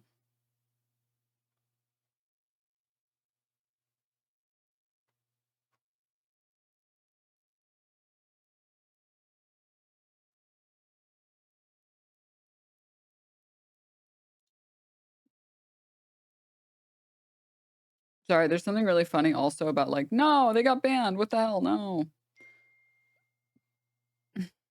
There's something really funny also about these chatters as well. The right-wingers. Trickle on me, DNM smug. Say what you want, but Trump's tax cuts are already hyper-boosting the economy. You know nothing about jack shit.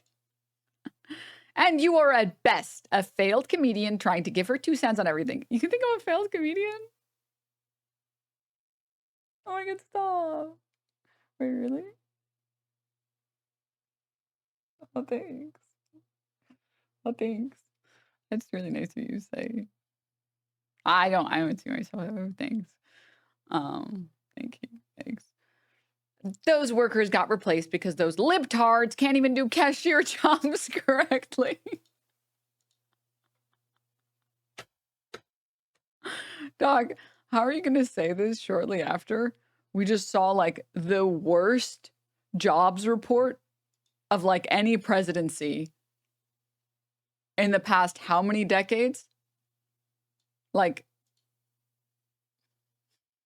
and we are keeping our eye on the markets at this hour as investors react to a weaker than expected jobs report showing a sharp slowdown in hiring. You look at the Dow right now, it is down more than 400 points. But at the same time, President Donald Trump put a steep tariff on global trading partners if they could not agree to trade deals with the United States. Now, back in April, the president declared Liberation Day. He promised higher tariffs would boost the U.S. economy.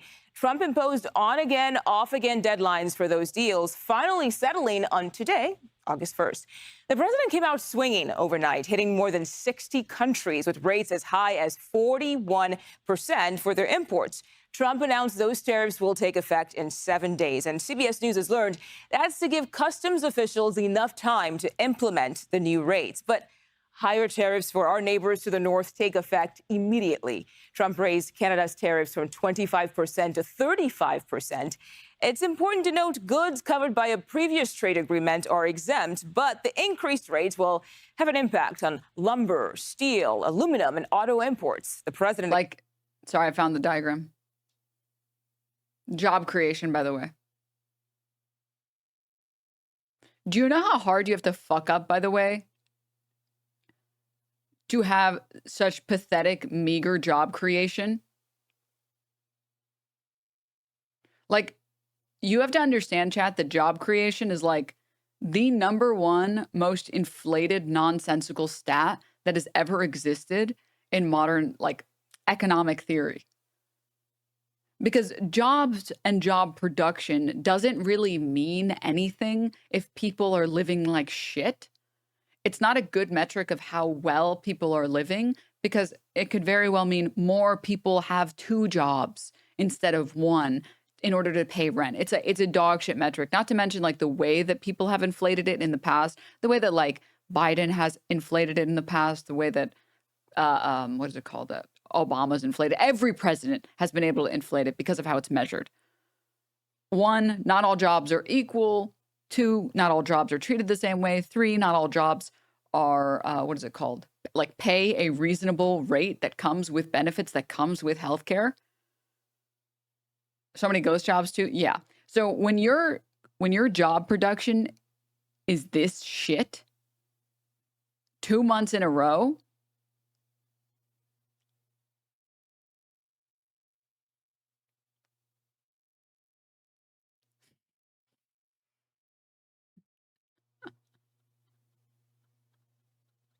This is the one stat that should always be really easy to boast about. This is like the #1 stat that presidents love to talk about, and they love to be like, we made 6 gajillion jobs.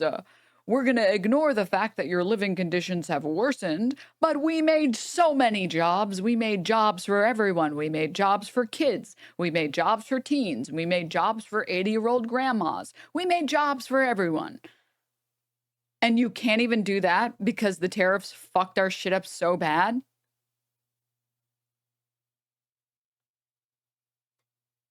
Like I said, you people are not arguing with me, okay? You're arguing with reality. You're arguing with reality. I do want to see Caroline Levitt talking about it. One second. I want to skip ahead to...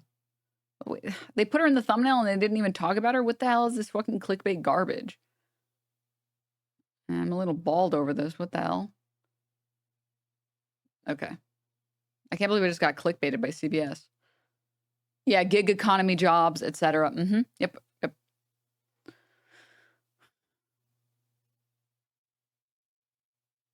All right. There's an economics called middle out. And what that does is it gives directly to the middle class. And then they spend it more and it creates a better economy, especially for small businesses like yours and mine, etc. So there's a way to do this. It gives to the average guy first. But sorry, here on the, this is what I was looking for. Massive downward review. This is insane, by the way. Today's job report is truly horrible for Trump administration after they inflated the data for May and June. May initially was 144,000 jobs. June was 147,000 jobs. And it's been revised to 19,000 and 14,000. For both May and June. May, originally, the government said the economy added 144,000. Now, 19,000. That is a major revision. This is the biggest revisions we've seen since COVID. June was originally at 147. Now it's just at 14,000. You can see it on that bar chart there. June was the worst since December of 2020. I just talked to Joe Bruce-Willis. He's the chief economist over at RSM, and he said this report that we just got, when you look at the July numbers and the revisions, he says this is the worst major economic report we've gotten since the end of the pandemic era. That was weaker than expected. Yeah, July going to be negative. 73,000 jobs, huh? Uh-huh, sure.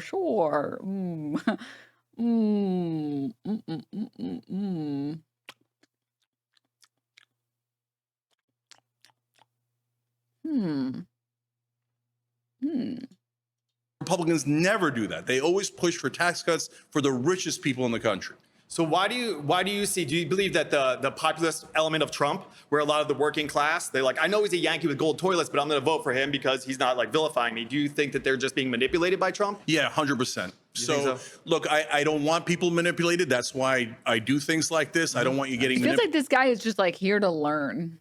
He like gives like this crazy premise, and then Cenk is like, yeah, that's what I think. And then the guy's like, really? You think that? Are you sure? Damn. He's not really arguing. He's just manipulated by the politicians on either side. In a time where we have massive deficits and a $38 trillion debt, why are we giving another $1.1 That's not bad. I'm not saying it's bad. I'm saying it's entertaining. $1 trillion to people making over $500,000? It doesn't make sense. Yeah. I appreciate it, man. Thank you, brother.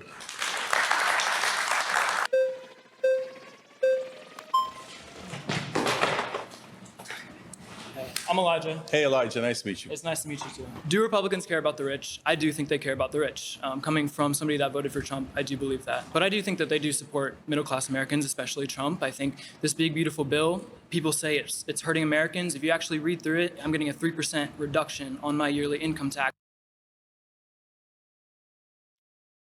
Broccoli mullet. All I need to know.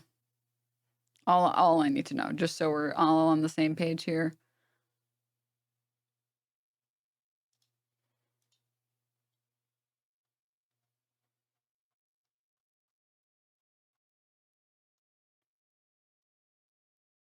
Where is it? I had a post I want to show all of you.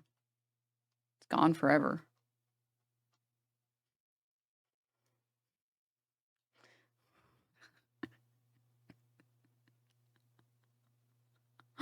I get it. Listen, okay. Every generation is going to have like their awful, terrible, hideous, atrocious trends. All right. Like, I'm going to be honest with you guys. Millennials, they weren't doing so hot. Okay. Wearing 7 skirts on top of jeans was not it, queens.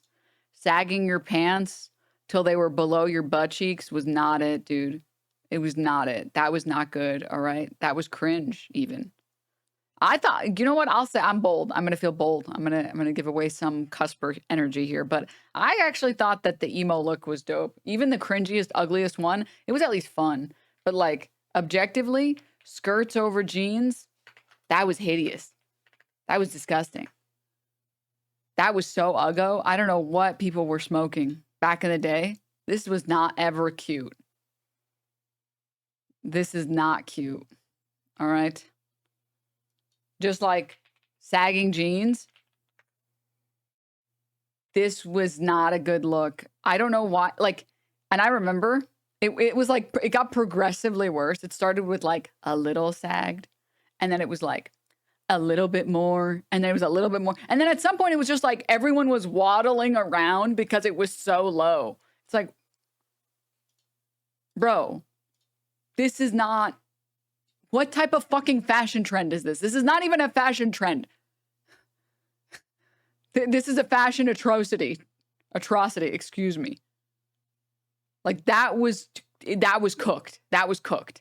That was so cooked. It was a phase, okay? I know. That's what I'm saying. That's what I'm saying. I'm saying there are phases. There are all phases. They're just phases, okay? It's phases. And this is another phase. The broccoli mullet like cut. This is another phase that's not good. Visible thongs, question mark. Okay. I hope that is not a phase and it stays forever. Okay. That one's just. That one's just nice, right? That one's just dope. All right. That's a little cheeky. Okay. All right. Come on. Is that Don Draper? Yeah. All right. Moving on. Every single tax bracket is getting some type of reduction on their income tax or a 0% reduction. And that's for the wealthiest class. So that is helping middle class. Also, I know that the deficit's going up. Think about ICE, he's putting more money into ICE. I would argue that stopping immigration actually, or enforcing it even more heavily, helps the middle class worker in America. There's less jobs that are being taken. When you import a bunch of people, like your housing costs are gonna go up. It's inflating the people that need houses in a city. Or apartments or whatever. It is taking jobs for middle class to lower class people like me. It's taking jobs. Unfortunately, what these people fail to recognize is that is propaganda. That the amount of money that you are getting to keep in your paycheck is not worth the amount of money that you're losing because of tax cuts to the super wealthy. So like you as like a working class person that make next to nothing in America, God forbid you work at minimum wage in America, the tiny 5% cut to your taxes does not make up for the like 10% cut that corporations and millionaires and billionaires are getting that absolutely will cause the destruction of our infrastructure, of our roads, of our schools, of our hospitals, of everything that we rely on. So everything will get worse, but you get to keep a little bit more money that doesn't make up for the rising costs of everything around you. They're giving this to you because they think that you're an idiot. And as long as you get something minuscule, you'll ignore the fact that you're being robbed. some of your premises are wrong. It's like. So when you take the whole bill, including the cuts to Medicaid and SNAP and other cuts, the bottom 30% actually wind up paying more than they did before. I mean, that's so the they're people that literally taking from the bottom 30% and giving it to the top 10%. I mean, but when literally. you talk about SNAP, that's people that are already taking from all of us. So okay. And like, this is the other problem that I have with like talking to some conservatives. I don't know how to like get you as a conservative that doesn't care about other people to care about other people.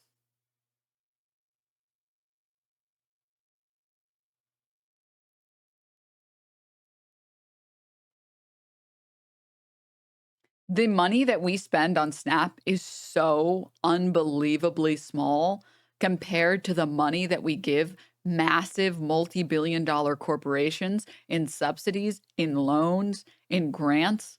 Like, it is so minuscule, so unbelievably minuscule, so that people can eat food. See, that's your point of view as a Republican. Do you know the least popular part of the bill? The poll just came out.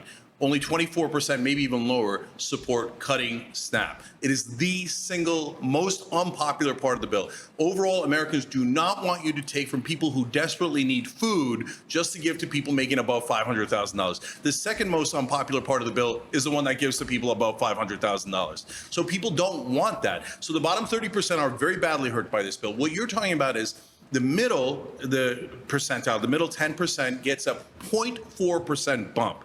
That's, again, the nickels and dimes that they throw you. But that's not in the Republicans bill. throw The Republicans throw nickels and dimes at you, 5 to 10% change in their tax cuts, and the Democrats through their policies throw 5 to 10% change. If you don't at think you. that a nickel and dime can help somebody in a dire situation, But brother, yes, why that do we does have to help the rich even more? Why do they get the biggest tax cuts? You know, you could do a tax cut without one going to the rich. You could say, because the hey, rich I'm people are the ones capping that it own at the businesses. $400,000. When you own the business and you get a tax cut, you have more money to spend on your employees. I understand that's a Reaganomics don't. principle, but it could be. And when you import, and when you're a Democrat and you import all these people from third world countries, you're paying them under minimum wage because you see them as the help. Well, yeah, that's gonna benefit you. But when Republicans stop this and they force people to, that work, like to be citizens, or they want people to be citizens, they're being forced to at least earn minimum wage. The reason why we've never fixed the mental hoops that he had to jump to come to that sentence. Well, the Republicans are actually really based because they're trying to force the immigrants to be citizens to give them minimum wage, actually. The marbles are gone, people. The marbles. The immigration problem is because corporations want cheaper I know, and that's labor, awful, which is why and we should this has fix that. But the helped us. Republicans and the Democrats never fix that. And they have. So Our border crossings are brother, almost do you at know a that the top 0% right now. the top 0.1% are going to get tens of thousands of dollars in tax breaks. But You're not so explaining everyone- why they need that. They don't need that. Why do you know that oil companies get about $15 to $30 billion in subsidies every year? How come the Republicans never talk about that? Oh, we're going to cut waste, fraud, and abuse, but you're not going to cut $30 billion for the richest companies in the world? If you help How people come at the Trump's top, not it's not negotiating hurting drug people at prices? the bottom. How come Trump is best friends with Big Pharma and he's not touching drug prices Yes, at he all? is. He's Not at all. matching them to Europe. Yes, No, he's got that's policies coming okay. in. Now that's a perfect example. He said that as an executive order, knowing that he did the same executive order in the first time around, and the courts knocked it down. He knows the courts are not going to do it. fault, it's No, the it is courts. his fault. He is because trying to make it easier let for me us. explain. Let me explain to you. So then, what Ro Khanna did, he's a Democrat. He's really smart. And he went and got a Republican co-sponsor and said, "Let's take the executive order and turn it into a bill, verbatim, Trump's executive order." All of a sudden, Trump and the Republicans not in favor of the bill. Oh, there you go. It was a trick all along. To be fair, it's not that hard to debate broccoli head, so.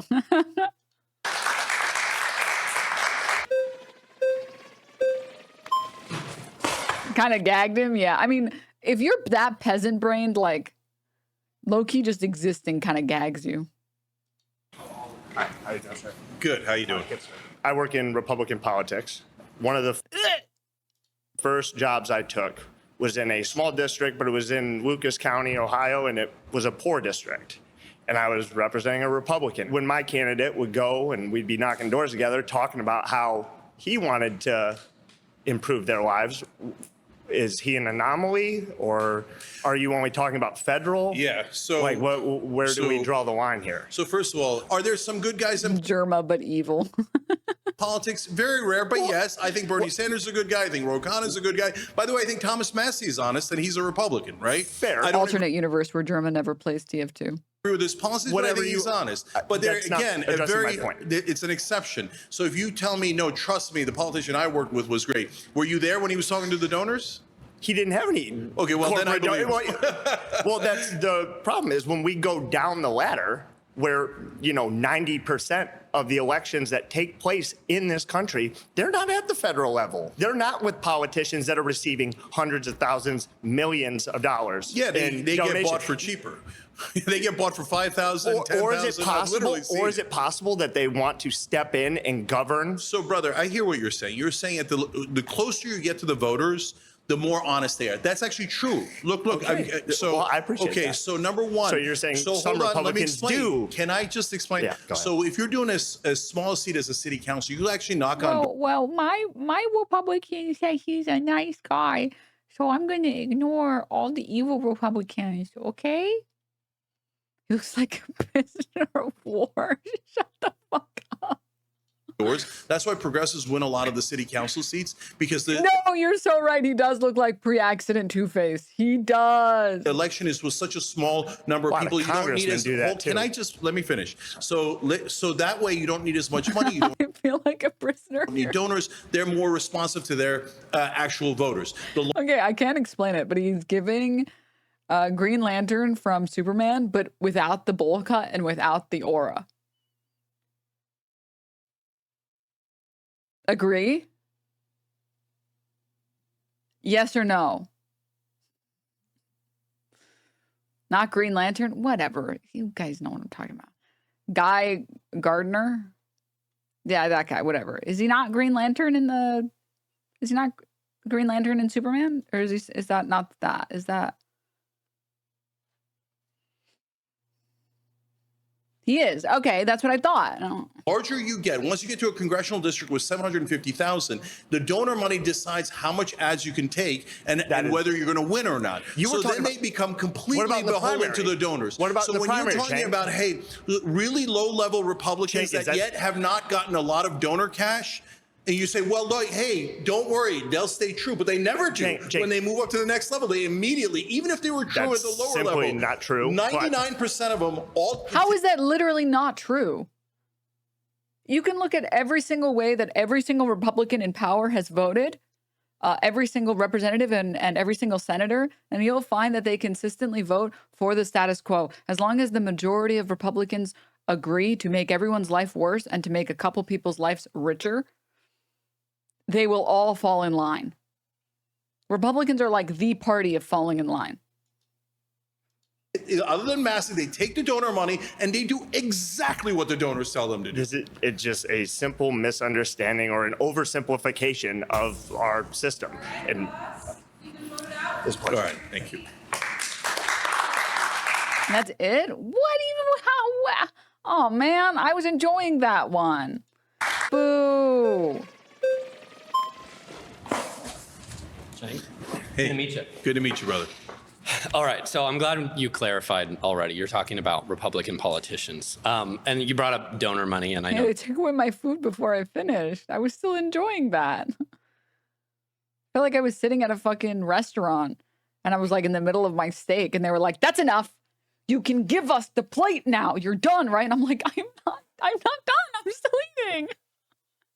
Oh my God, please. That's a big issue with you. But I think that's just not really how it works. I think you have a lot of politicians that start off, as you said, kind of in those lower levels. They do an office here, they do a job here, and then they slowly rise up. And if you can track their views, you see that their views don't actually really change a whole lot over time. When the donor money comes in, it's not like they suddenly change their views and they're a completely new person. They've had the views that they've had for a very, Is it a Democrat or a liberal? very long time. Republican? So how can you sit here, Cenk, and look in your crystal ball and say, oh, I know I can look into the souls of Republicans and say, oh, well, they're not actually genuine in some of these proposals. Yeah. So let's take an example of a person who doesn't have a soul, Ted Cruz. So you know that. You know that? Yeah. Okay. I'm kidding. Okay, I think. I'm not. Okay. So I will bravely say he has no soul. So listen, he says to Tucker Carlson recently. Yeah. Oh, I mean, yes, I've taken millions from AIPAC, but I just happen to have that position. I had it earlier. I mean, I know that AIPAC would give me millions of dollars if I say, let's give billions back from the American taxpayer to AIPAC. Let's make sure we support all their wars. Let's fight all their wars for them. Oh, look at that. I happen to agree with my donors. Hey, listen, when I started out, I really wanted to give $30 billion of subsidies to oil companies, and I still want to give $30 billion. How do you know Ted Cruz lying?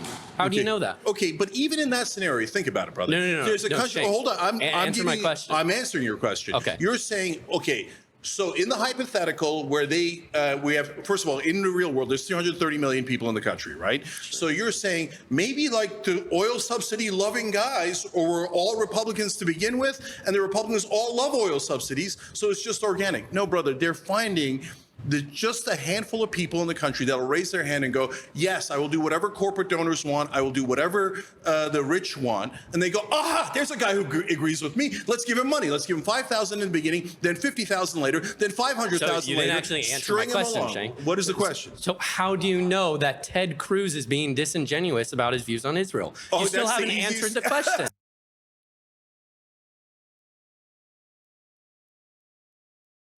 Surely Ted Cruz just magically loves the state of Israel for no particular reason, and definitely not because he's AIPAC funded. He just feels very strongly about Israel's right to defend itself for no particular reason at all.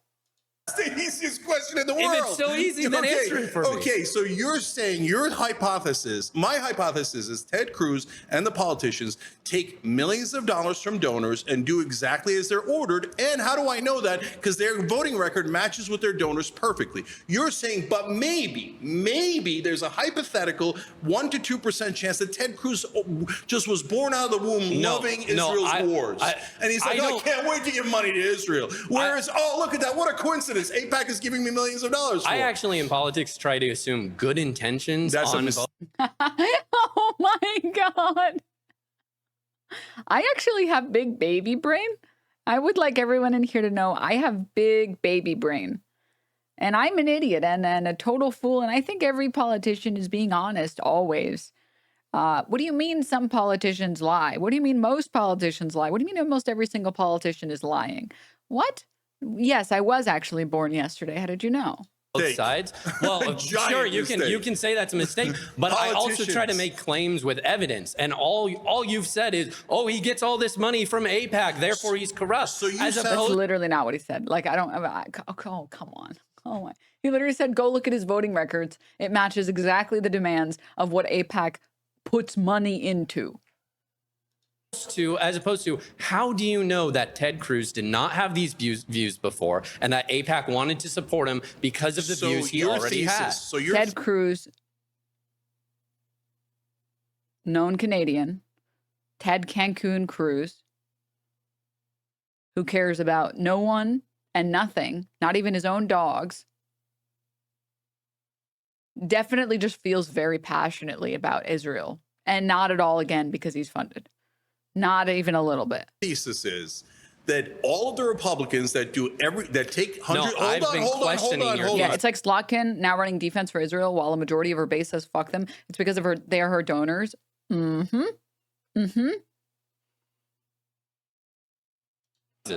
your thesis is all of these Republicans take hundreds of millions of dollars from donors. They do exactly what the donors say, but they already believed in all of the things that the donors wanted earlier, so it's just a happy coincidence. It makes perfect sense. And by the way, the mainstream media totally agrees with you. It makes perfect sense in my mind that these organizations would only be giving money to people that they know support the cause. That's how not they cherry pick out of 330 million people. That's not a crazy, wild thing to think. Let me tell you how politics actually works. No, a donor walks in this room. Can you please answer my question?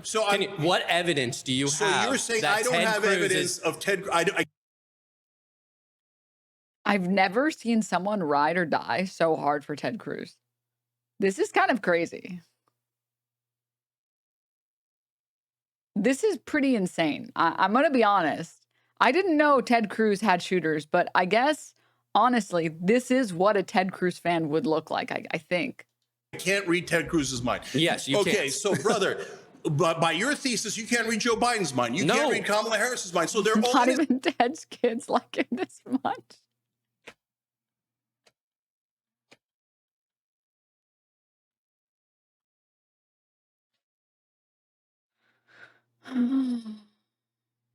Listen, they're all angels. Oh my God, the donor money isn't affecting any of them. Yes, I because I never can't read their minds. I've but never I can said read Joe their Biden's voting, a bad I person. can read I their think Joe voting Biden's a record. great person. I can read their voting record. I could read their You've provided donations. no Open evidence, Secrets Cenk. tells you sound exactly like mainstream media. These politicians are honorable. You're operating and based just off happen to feelings agree alone. with the donors that gave him You hundreds just of feel that millions of it's wrong. dollars. Yeah. All right.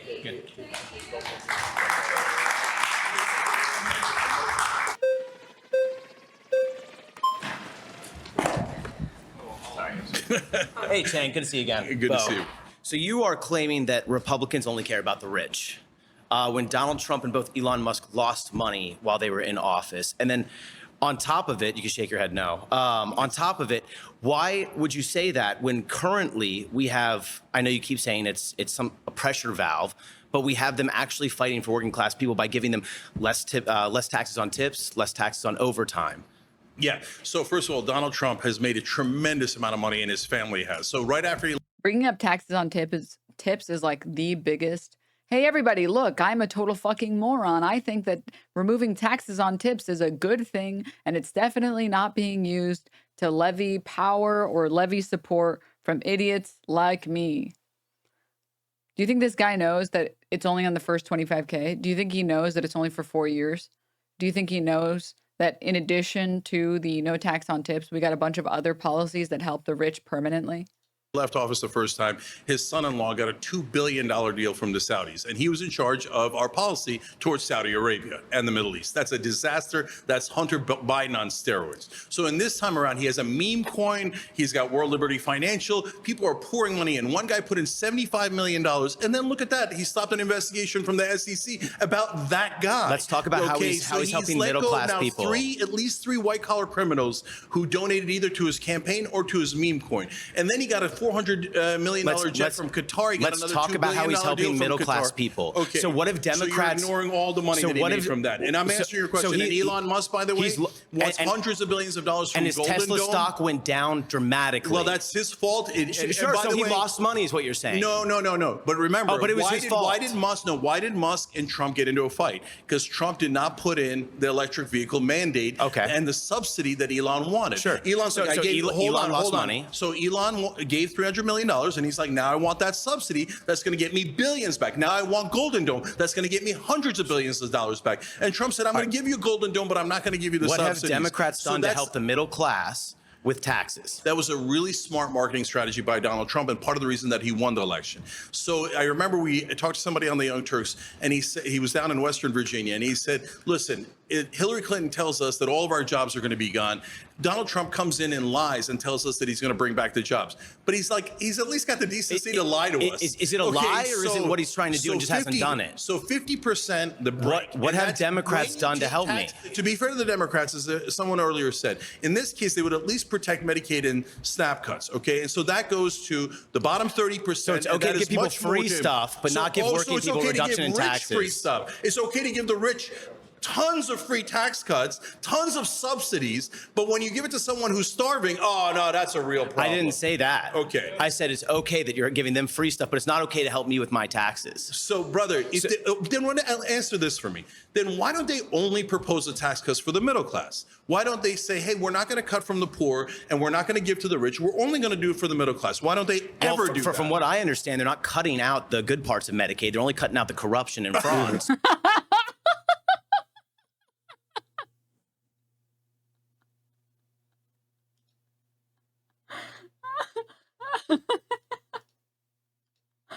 Well, they're removing the fraud and waste from Medicare and Medicaid. Oh my God, dude. Oh my God.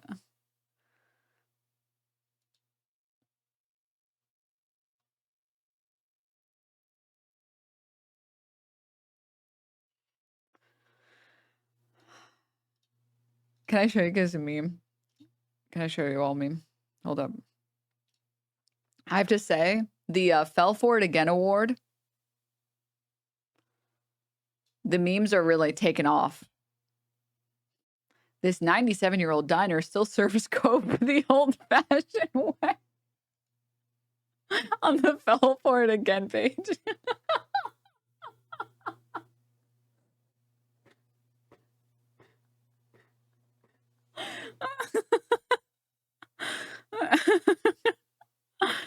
Oh, Jesus fucking Christ, dude. Jesus. I can't believe that. I can't believe that this guy actually thinks that they're only cutting out the fraud. That's amazing. Let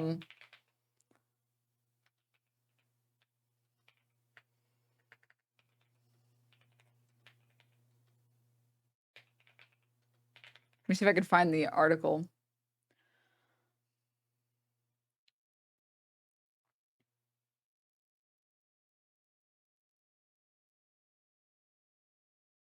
There was someone, oh my God, what the hell? My voice. There was someone in Doge that came out semi-recently, like a month or two ago, basically saying that there was very little fraud, waste, and abuse. I'm seeing if I can find the article.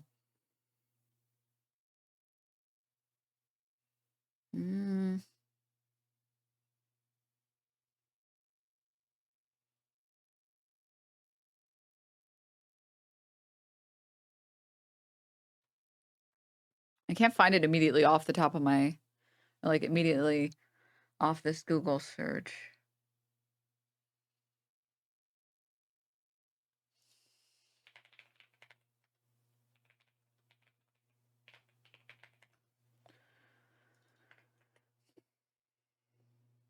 It was like, yeah, this one.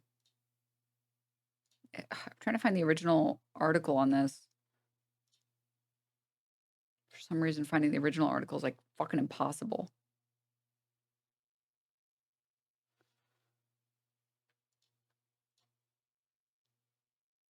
No. Not about the sensitive information being leaked.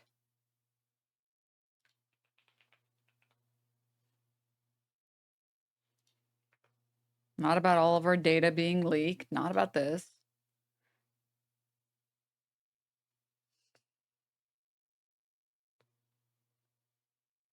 Man, it's so frustrating to find. This one. Yes. Thank you. Thank you so much.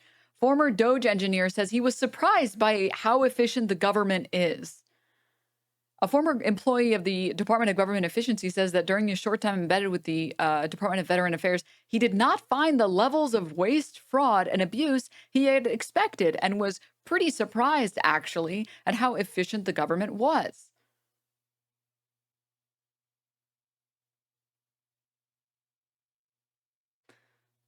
Said the overall message at Doge was transparency and a vibe of ask for forgiveness, not permission. When a blogger asked for an interview about Gumroad, he agreed when asked. He talked about how his work at Doge, including how little inefficiency he saw compared to what he was expecting. Elon Musk was pretty clear about how he wanted Doge to be maximally transparent. That's something he said a lot in private and publicly. So I thought, okay, cool. I'll take him at his word. I'll be transparent. Shortly after the interview was published, he got an email. Just 55 days into his work at Doge, his access had been revoked.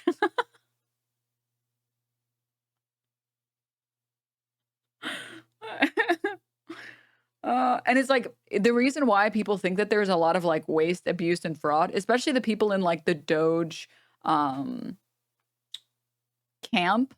is because I will tell you, like companies, like public companies, or sorry, private companies, have a lot of waste. A lot of waste. Like corporations have so much waste and fraud and abuse, to be very clear. But like, we've all, can we just be honest really quickly? We've all seen those like, follow my day working at Google. And it's like, when are you working? You didn't even work all day. What the fuck? Streamers work more than you and they don't have jobs. Like, what the fuck? What is this? It's like, I wake up at 10 a.m. It's like, I show up to work. It's a 15-minute drive. Okay, lucky. I go and get breakfast. At work, you're getting your 11 o'clock. I check to see if I've gotten any emails. I haven't gotten any. I go to the working lounge and sit down for 2 hours. It's like, what did you do in there? Who knows? I go and get my lunch break for 3 hours. It's like, when are you working?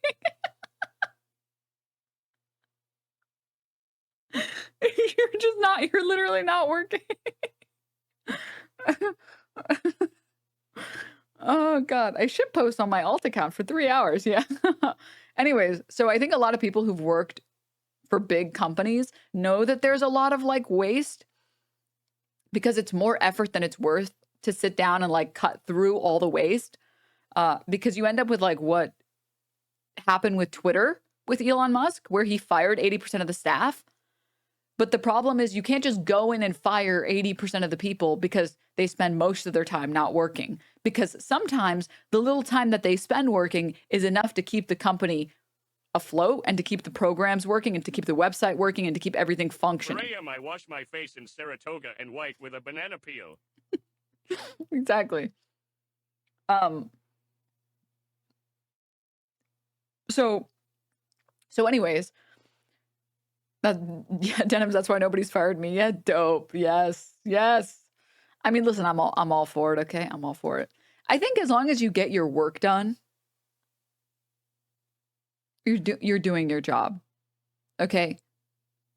Like, didn't you also have to rehire a lot of them? I mean, yeah, the website started breaking horribly in a bunch of different ways because, surprise, surprise, yeah, maybe those people weren't working full 8-hour workdays, but they were still working enough time to keep the website working or to keep Twitter running. So anyways, what a lot of people in like private companies don't understand is that public work, this is way less of a problem. Like, which you would know if you've ever been poor or have ever spoken to someone who has ever been poor.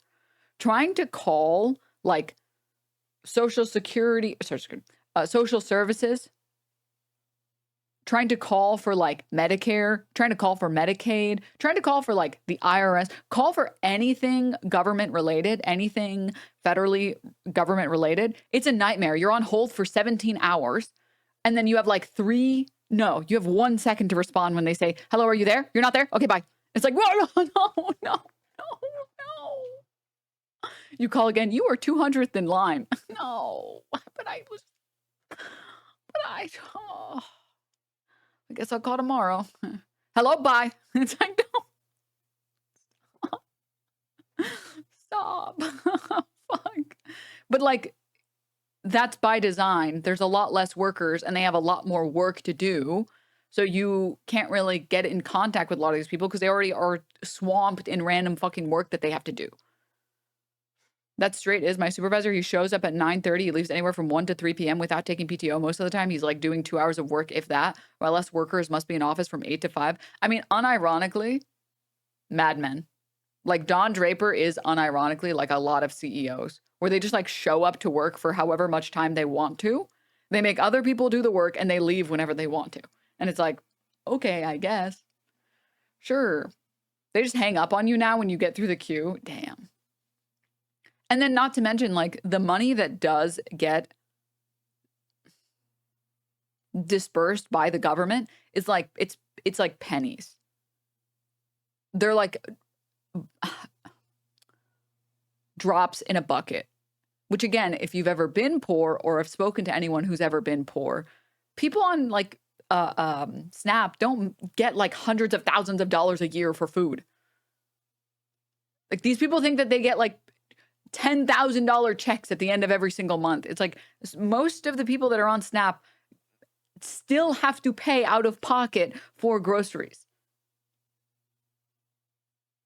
They just don't have to pay all of their salary towards groceries. And I know in a lot of states you can't pay for hot food with Snap.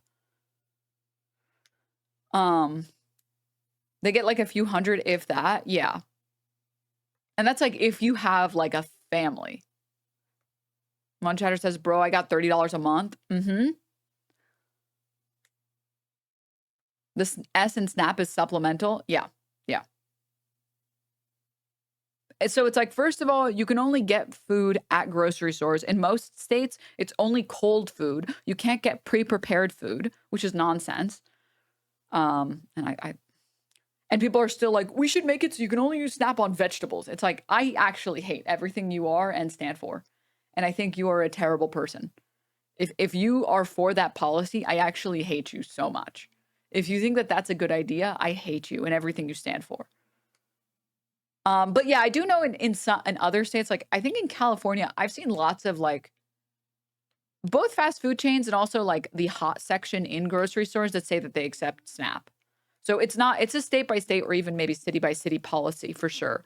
But there are lots of states where you can't even fucking. It is crazy how most customer service representatives attempt to hang up the phone as quickly as possible rather than assist, and then once in a while, you finally get the person who knows what they're doing and spends hours helping you. Yeah, and it's like, I don't blame the individual workers. Like, I get it. Working phone service sucks. As someone who's done it, it fucking sucks. And they have like hundreds or thousands of people that call, and they don't know how to help you. Like, they don't know what to do for you. They're just like, they're just trying to get through their fucking day. But moving on.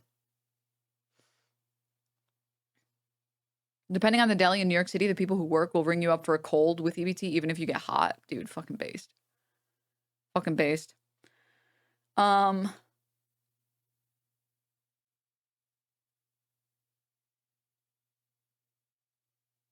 What was I saying? Oh yeah, there's already so little money going into these social programs and these safety nets. There's already so little money that goes into like SNAP that there isn't much to cut out. Like they're already operating on such a bare bones foundation that when you cut, if you cut anything out, you're just at some point you're just removing the services for the people. It's like someone give, I don't know cuts of meat, okay? So like someone who knows cuts of meat, you can tell me what this exact cut of meat is. But it would be like getting this cut of meat and being like, oh, we got to trim the fat. I think there's about 20% fat here that I got to trim. And it's like, dog, there's no fat to trim. There's no fat there. Hello? Bro, what fat are you trimming? You're just removing the steak. You're like, no, you don't need this. Put this in the trash. It's like, stop, dude. What? It's already lean, man. So, No. you laugh at that. Is that okay? $800 billion. Can we agree that we should cut out fraud from Medicaid? That is not what this is at all. What do you mean it's not? There's tons of here's the fraud in trick. it. No, here's the trick, okay? There's tons of fraud at the Pentagon. You're right. Hundreds of We can billions agree of on dollars of that. fraud at the Pentagon, and they added. Sorry, I just wanted to highlight a positive story. Chatter said, when I got out of rehab a couple years ago, I went to a sober living home and basically a group home for those that don't know, because I had nowhere to go. It was impossible to get a job. We all had to pool our EBT money together each month because we got nothing individually. Been clean for over a year now. I'm doing well, so don't feel bad or anything. I'm happy for you, Chatter. I'm happy life is better for you now. But that's fucking disgusting that our system forces people to act that way and to have to rely on finding community instead of just helping people who need it. To the fraud. But it's They added not to the only fraud. Republicans so on helping the Medicaid, rich. Here's what happened on Medicaid, okay? They say, okay, we need a work requirement, so we're going to cut 10 million people off of Medicaid. But Medicaid is for poor people. So if That they have been on it for 20 and 30 The minute years. they get a job, they actually It's not a permanent thing. Hold on, they make enough money to get out of Medicaid. They don't. So They stay on set it up forever. So that it's a trick that it eviscerates Medicaid. but they haven't. There are people that if you stay on need it for healthcare- 10 years at a Do you time. know that if you need Medicaid and you don't have health care through a job, and your kid gets cancer, we're going to let them die. Why? I hope to Because God the that top never 1%, it's going to happen, brother. According Horrible to things estimates, happen every day. According to estimates, 70,000 people are going to die because of those Medicaid cuts. Estimates. And why? So do you believe everything because you hear? The tax cuts for the rich just needed to be larger and larger. Do you believe everything you hear and then getting immediately roasted by the fucking Jubilee fact check? Medicaid cuts in the Republican reconciliation package could cause 51,000 people to die every year due to coverage loss, according to the University of Pennsylvania. Because the tax cuts for the rich just needed to be larger and larger. 1.1 So what you're telling me is you're okay with fraud as long as people get the help they need. I'm not okay with it, but they're not cutting fraud. They're cutting the entire Medicaid. Hey. All right. My last claim is media and money control all of politics. Hey, nice to see you again. Good to see you, bro. Okay, so we disagree on the framing. We might not disagree on the substance. So when you say they control all of politics, I feel like that breeds a lot of cynicism, which is kind of my issue with populism, is you tell these people, like, it's hopeless, corporations, media control all of it. But what's kind of implied in your premise, like media, for example, media is effective because it influences the people who actually vote and have a lot of power. Same thing with super PACs. They're spending on advertisements a lot of the time. So I think when you paint this narrative that they control all of it, disproportionate, yes, a lot more than they should, yes, we agree. Campaign finance reform, yes. I feel like a lot of people, especially in my generation, just check out of politics. Like the corporations are going to do what they want to do. The media's going to do what they want to do. I'm just going to scroll on TikTok. And I feel like it's very damaging to our society. Yeah. So number one, I'm a huge believer in hope. Have fun at work, not agree. So I would never say don't get involved in politics. In fact, that's why I started Justice Democrats to bring progressives in the Congress. I started Wolfpack to take money out of politics. And Rebellion PAC is saying, no, get involved. And that 2028 primary on the Democratic side is maybe the most important election of our lifetimes. We have to pick a populist so that we'll actually deliver for the American people. So if you deliver for the American people, if you stop lying to them and say you're going to do things and then never do it, if you actually do those things that are very, very popular, then you'll re-energize the entire voting base. So when you say we need to pick a populist, is your definition of populism just like when good things happen, that's populism? Like, no. Is it conceivable for there to be a candidate who is a great president, for example, but they're not necessarily a populist? Or is that like necessitated? So all populism means is serving the average guys as opposed to serving the corporate donors. So I'll give you no, it's not a marketing technique. It's very you're asking if it's vague or specific, and it couldn't be more specific. There's literally a populist plank on tyt.com, and that's the core of what our candidates run on Rebellion PAC. And those are 6 policies: money out of politics, anti-war, lower drug prices by negotiating at Medicare. By the way, lower housing prices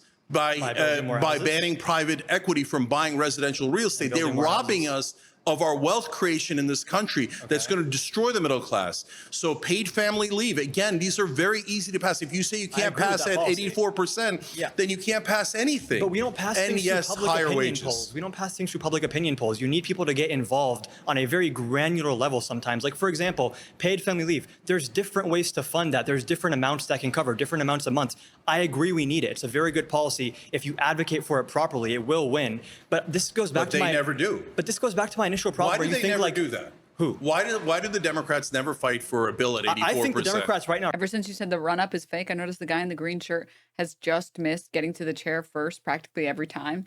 Nice. Are extremely spineless. We don't disagree on that. Okay, all right, good. But you just do you know why they're spineless? Because their donors told them to be spineless. I think they're also very scared. Because they're very risk averse. Brother, let me just tell you this. Democrats are risk averse. That's the actual problem. No, they're risk averse. I think the real problem is when you're at the top, you don't want anything to change. You want the status quo to remain the same. That is why mainstream media and establishment Democrats and Republicans say civility is the most important thing. Because if you're civil, you don't rock the boat. Why don't they want you to rock the boat? Because it's their boat. Okay. This is just such an oversimplification. It is not an oversimplification, there's the good guys and the bad guys, and you just have to beat and the Thanos results and every single time. Do you know that in legislation on the Young Turks, we predict ahead of time what's going to happen? We have nearly 100% track record. You know why? Not because we're geniuses, but because it's super easy. Look at where most of the money is, and that side wins 100% of the time. Passing legislation that's like very paradigm changing is just super easy. Is that your position? So things like paid family leave, but again, anything that pulls over 70%. You agree that's complicated, right? No, I don't like think how it's to actually complicated structure at all. Where's the funding coming from? How many months are covered? Yeah, I get it. There's different issues you have to adjudicate. That's where all the disagreement and negotiation hold on. Let happens me in answer Congress. this. Let me answer this. Okay. So the earlier guy asked, would I bully the politicians? Absolutely. Why? Because I want to bully them and it makes me feel good? No, it's for a purpose, although it's kind of fun. Okay, but it's for a purpose. Brother, if you're voting against 84% of Americans, you're a traitor. You're a traitor to your voters. So why? And then I'm 84% asking, agree on a very nominal, vague representation I'm asking a policy. question of them. Why are you voting against 84% of the voters? And if you're a Democrat, you're voting against 90% of your voters. If you're a Republican, you're voting against 74% of your voters. I know why you're voting against them, because the donors told you vote against the American people. It is that simple. Legislation but you want to doesn't just say a defend piece of paper. politicians for no Dude, reason. it's not They're just not like- your hold on. friends. They're not your allies. It's not just a piece of paper that says paid family leave. There's stuff that goes into it that's complicated. Appreciate it. That guy is from Copenhagen. He just is insisting that like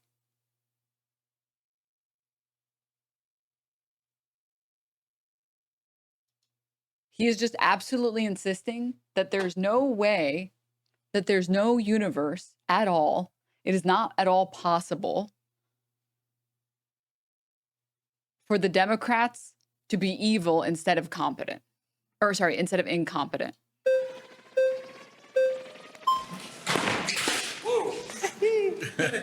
Pleasure to meet you, Cenk. All right, good to meet you, brother. I like your shirt. Thank you, people over politics. So I do agree with you that money has a control over politics. We see super PAC spending, we see Mitch McConnell and longtime figures, 40 years in politics, and I'm pretty sure everyone's just sick of it. I don't agree with on the media half, and I kind of want to explain why. A lot of people don't tune into mainstream media anymore, and I'm sure you know this. You run one of the biggest progressive channels on YouTube, but it's hard to see media having this big influence when so many people are tapped out. So I'm kind of wanting to understand why you think it's. They spent $16 billion at a minimum in this last election cycle. Where did most of that money go? It went to mainstream media. Okay, so mainstream media has 16 billion reasons to make sure you don't find out that the donor money is corrupting. Okay, so now what is the effect of that? So when you see in the 2016 race, for example, Donald Trump, Hillary Clinton, Bernie Sanders, right? Now, Donald Trump eventually got about $5 billion in free media. And now, to be fair to him, he did a lot of interviews and Hillary decided not to do a lot of interviews. But a part of that was the media's decision. You know how much, before the primaries ended, Trump had already gotten $2 billion in free media, right? Do you know how much Bernie Sanders had gotten? $28 million. About what, I think 1% of what Trump had gotten, because mainstream media thinks that Bernie Sanders would actually do change, and they don't want change. They're all at the top. Almost all the anchors are millionaires. And the last thing they want is a left-wing populist who's actually going to make a difference. Oh, fake populists like Trump, no problem. Send in the clowns.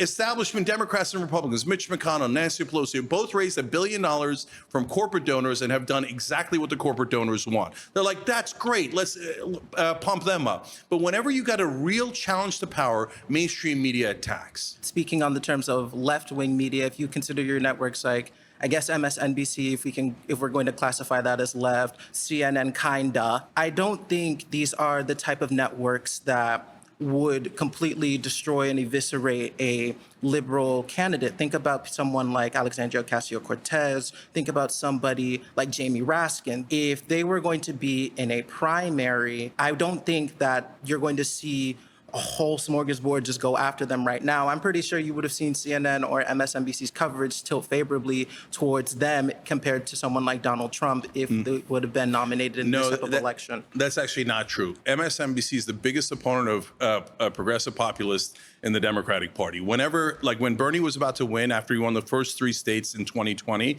then they sent out Chuck Todd, Chris Matthews, and others to say if Bernie wins, he's a communist that'll start executions in Central Park. He said, that's what Chris Matthews said. Chuck Todd talked about his followers being brown shirts. I said in the beginning of that campaign, the people in power will be so opposed to Bernie that by the end they'll call him anti-Semitic. And they called him anti-Semitic, okay, even though he's Jewish. So on AOC, no one covered her in mainstream media before her historic primary win. We covered her 34 times. I mean, you can only have this position, I feel like, as a fucking total conservative or having total conservative brain. Like literally look at the way that CNN and MSNBC treated Zoran. Look at the questions they asked him. Hey, so like, we're just wanting to confirm you are anti-Semitic, right? Okay, great. Now that we didn't give you time to respond, can we all denounce anti-Semitism from everyone, especially the evil brown people, because they're so fucking anti-Semitic? Thank you for your time. You can leave now. Like, that is straight up what they were doing on CNN. Straight up what they were doing on MSNBC, dude. So the reason for that is because, yes, some parts of media now are better, to your original point. Independent media is better. For all its problems and warts and et cetera, it's at least opening up the discussion to more free thought and getting people thinking. But mainstream media has you inside these tiny guardrails, and the minute you step outside of it, and populist left always steps out of it and says, why don't we deliver for the American people? I'll give you one last example. Those guys attack. So when Biden went to do student debt relief, Stephanie Rule did so Fox News did segments on it, against it, CNN did segments against it, and then Stephanie Rule on MSNBC did a segment against it, because that's an economic issue. The minute it's an economic issue, they all circle the wagons, and they play good cop, bad cop, and they all say no. Disagree. Pleasure to talk with you. Thank you, brother.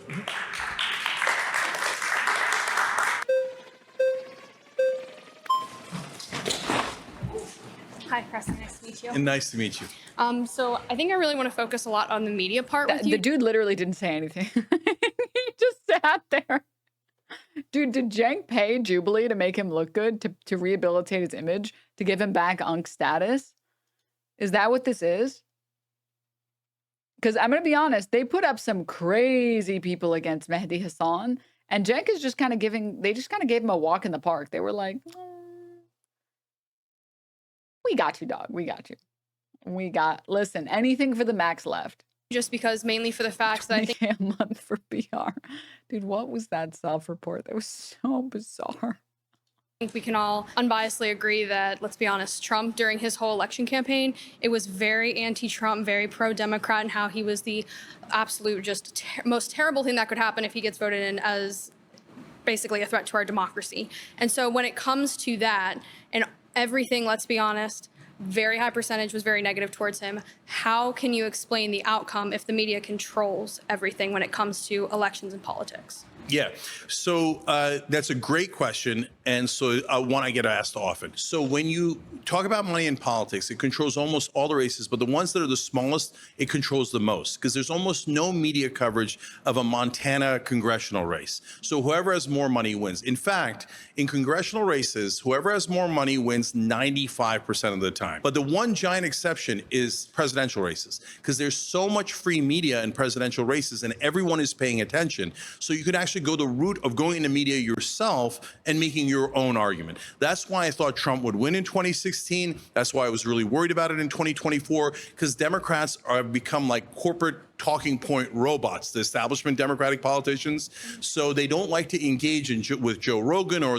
these other folks. And I'm like, what are you doing? You're giving away billions of dollars in free media. Trump had the right strategy. But at the end of the day, because he was all over media and he got billions of dollars in extra media coverage, that is part of the reason why he won. While media has influence and everything else, it still comes down to the individuals to vote. So whenever it comes down to that, then how can you explain they still have control, even though at the end of the day, it's still the individual's right and the individual's ability to go vote and make their voice. How is global warming the company's fault when people still buy Coke and Pepsi? How is it Nestle's fault that they abuse the water and they cause droughts when people buy Nestle? She's getting mocked by the girl behind her. No. Manufactured consent needs to be mandatory reading. Like, these people just haven't been given just like the shortest version, the shortest TLDR of manufactured consent.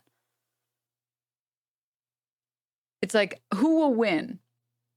A bunch of good faith voters that are trying to improve their lives and the people around them, or multi-billion-dollar conglomerates that are actively paying every single media machine to convince everyone that the problems around them are being caused by the immigrants. Does anything ever get into your head? So like when you go into a voting booth, I feel like I learned this shit from anime and comic books, like question mark, question mark. Well, also, I feel like villains, we used to be cool with villains being rich, evil pieces of shit, like Scrooge McDuck. Right?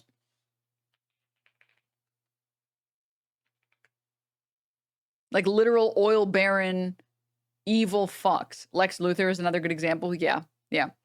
And then like Loki. Okay, this is kind of a crazy stance to hold. It's kind of crazy. but Iron Man kind of did irreparable damage to our psyche.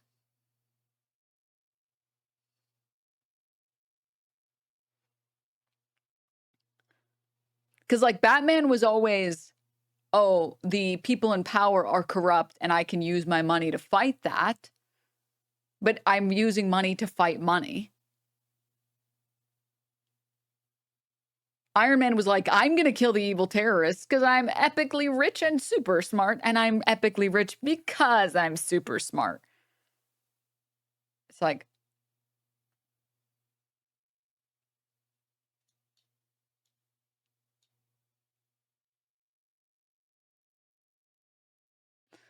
maybe the worst example, though, Scrooge was a hero in all of his shit except for the Christmas Carol. Even then, he's a billionaire with a reformed heart of gold. Okay, that's fair.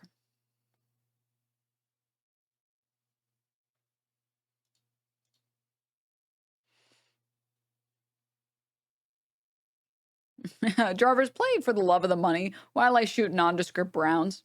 Dude, going back and watching Iron Man 1, where like the brown people, they didn't even try. They just made them like some weird brown conglomerate. They're like, yeah, these brown people are every single type of brown people. And they speak Persian and Arabic. And they also speak every brown language. That sounds scary to you.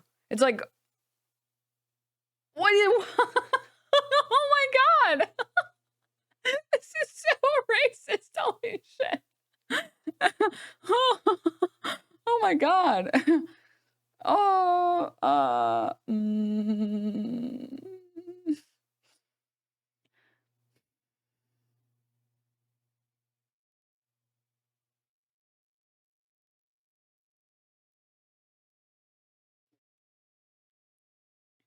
think Iron Man is a nuanced character. Oh, I mean, yeah, I agree. But the problem is, like,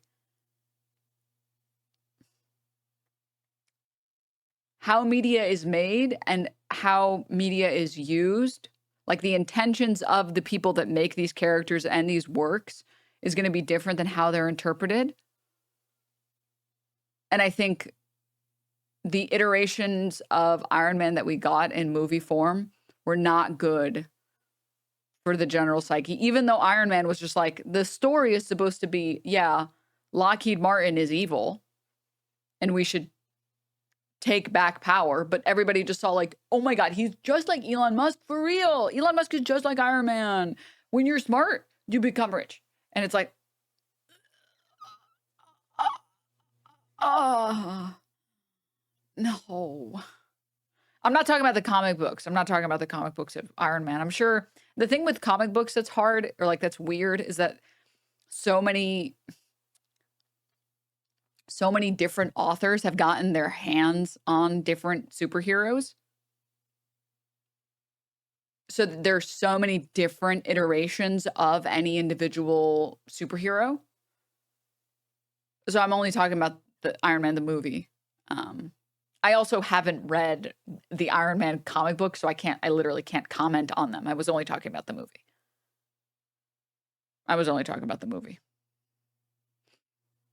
Also, let's be honest, comic books aren't penetrating the public psyche. I'm pretty sure the movies have made way more money than the Iron Man comic books ever have and probably ever will. You see names, right?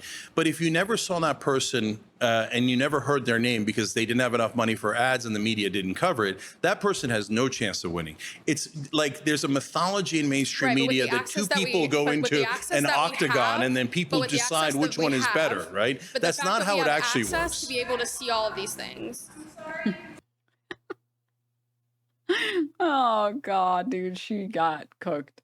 But that was not a good argument at all, so. Nice to meet you. All right.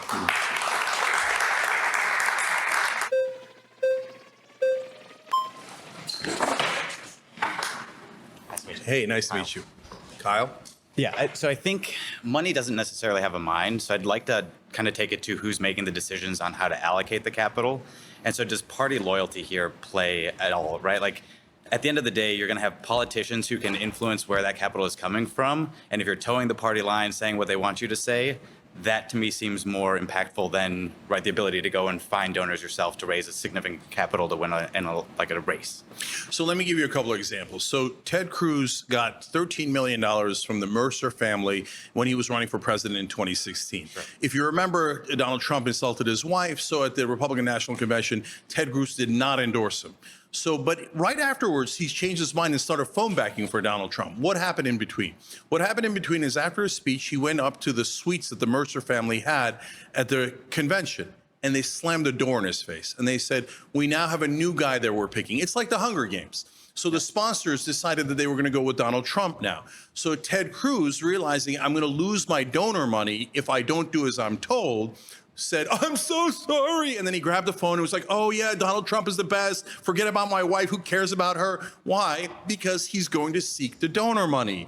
But you can do it on both sides. Look, we have Mo Brooks, for example, is a Republican who was running for Senate in Alabama. And he gave a speech where he said, look, in order to become a chairman of a committee, whether you're a Democrat or a Republican, you have to raise $1 million. But you cannot raise it from John and Jane Doe. So you raise it from the industry you're supposed to be regulating with the implicit promise that you do not regulate them and you give them whatever you want. So in order to be a committee chairman, whether you're a Democrat or Republican, you must take what is a campaign contribution, but really a bribe from that industry and make sure you protect that industry. I think it's a cynical view that the... Yes, it is. And it's true. Again, I think what... This is just like, this entire Jubilee is just guy who is accurate about the political system being a total sham versus 20 gullible idiots. Well, sorry, 19 gullible idiots. That one woman was cooking him. Zena, she was cooking the shit out of him. Like, he just says something that is accurate, and they're like, well, that can't be true. The political system, just because it hasn't worked in the past 4 decades, doesn't mean it's broken. It just means that they are just they're just not trying hard enough, or they are, and it's just like, it's really difficult. What we're talking about is to what degree does the political structure and government structure just enable, right? Like, I don't think like a claim around Republicans only caring about the poor, or not caring about the poor, only caring about the rich. Are they just acknowledging the practical reality of, in order to facilitate a successful race, you have to raise capital, so you have to please donors? So they're not evil. So when do we ever get pleased? Like, they don't need to be evil. They don't need to be evil. They could just be like, hey, I want status. I want to be a senator. So I'm going to take 13 million here, 10 million there, et cetera. And then I'm going to serve the donors. Yeah, you could say it's necessary, but that's why this system sucks. That's why we need to change it and get money out of politics. If you get money out of politics, then they have to serve the voters and be our representatives instead of the representatives of the donors. In terms of the solutions here, though, money will always play a role in politics. Is there a practical reality where you think money is not going to play a role in? So between 1938 and 1978, bribery was illegal. And in that 40 years, we built the greatest middle class the world has ever seen. Was our system perfect? No. But productivity went way up, and so did wages. You're assuming money has to kind of change hands. In 1978, the Supreme Court... It doesn't have to come in the form of bribery. Yeah, campaign contributions, when they're coming from corporate donors, if you're are pissing bribery. off rich donors, they can still pour money into media campaigns to influence the outcomes of the elections. So, like, money, practically speaking, I just don't see how you ever get to a point where money is not at all influential in a political race. Yeah, so don't give... Well, we're always going to have bribery, so we should stop talking about it. Amazing. See what I mean when I say that these people need like a shonen anime in their life? They need to, they can't imagine a world where you have a fair system. Their brains can't possibly imagine a world that doesn't rely on compromise and doesn't settle with evil things in it. Up hope. So can you do it? Of course you can, because we had it. We had it between 38 and 78.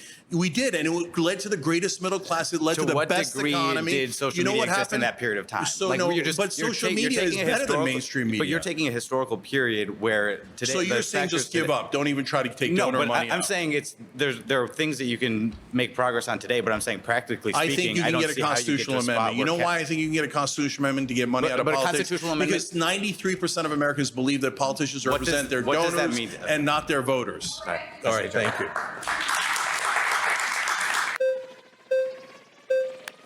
No. Hey there.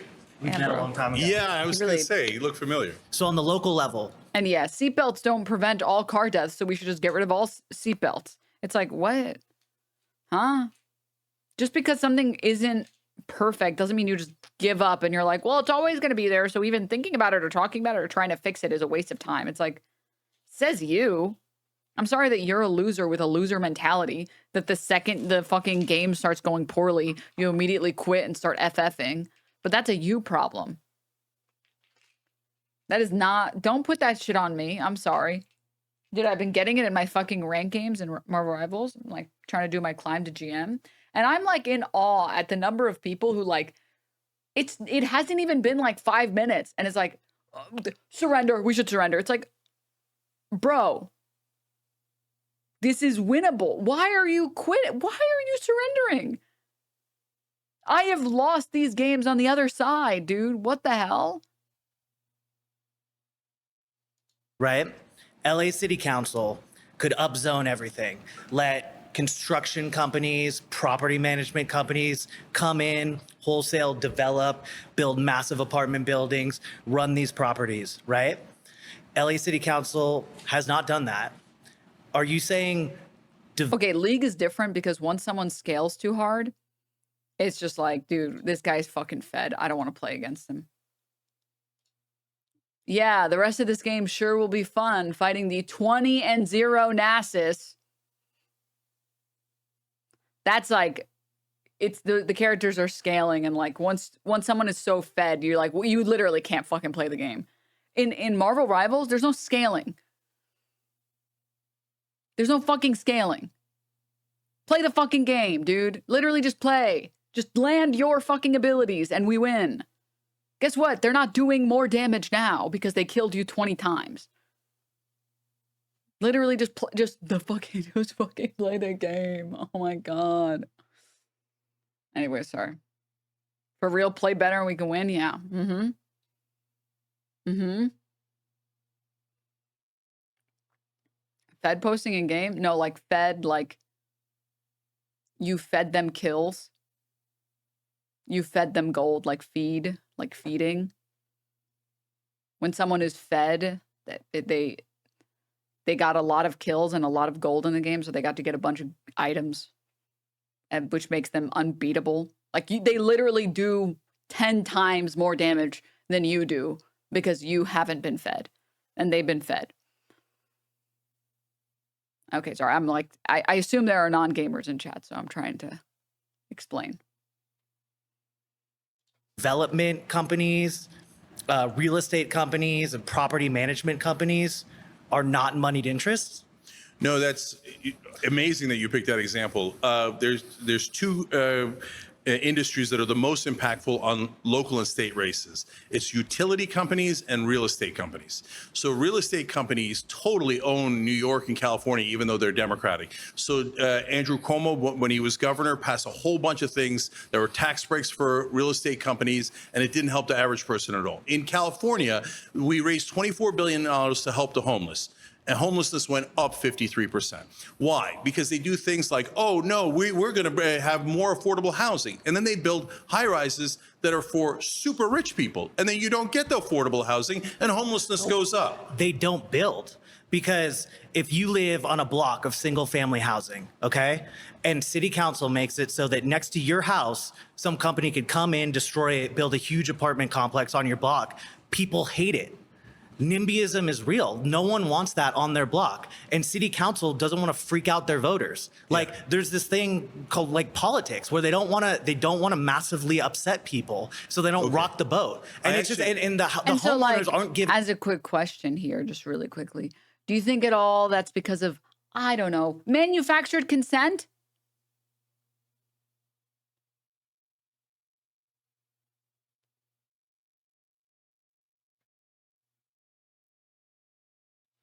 I will die on this fucking hill that if we had Vienna-style public housing, people wouldn't be so fucking opposed to public housing in the U.S. People wouldn't be so fucking opposed to high-density housing. But it's because Americans literally can't imagine good high-density housing, which is why they hate it. And that's the only reason they hate it.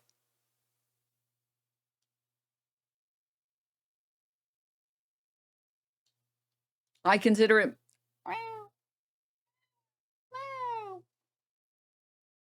What's wrong, Mayor Cat? Oh, is it that I am not giving you love right now? You need love and attention right now. I know. Also, what this guy is saying isn't even true. Israel policy is incredibly unpopular, but the Dems aren't scared of following that doctrine. You mean, look at like fucking marijuana. Marijuana is unbelievably popular in terms of legalizing it. And guess what? It's still not federally legal.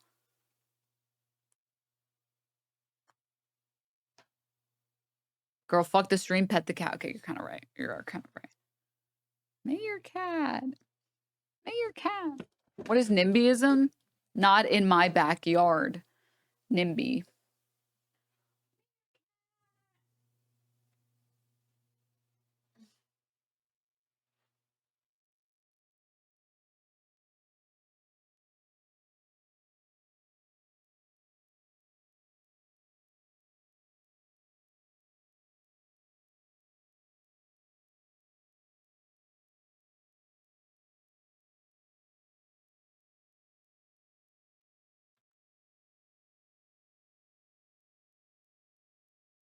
See, now he's happy. Now he's a happy worm. Oh, yes. Oh, you guys can't see it. Oh, yes, Mayor Cat. Oh, the scratches. Yes. Oh.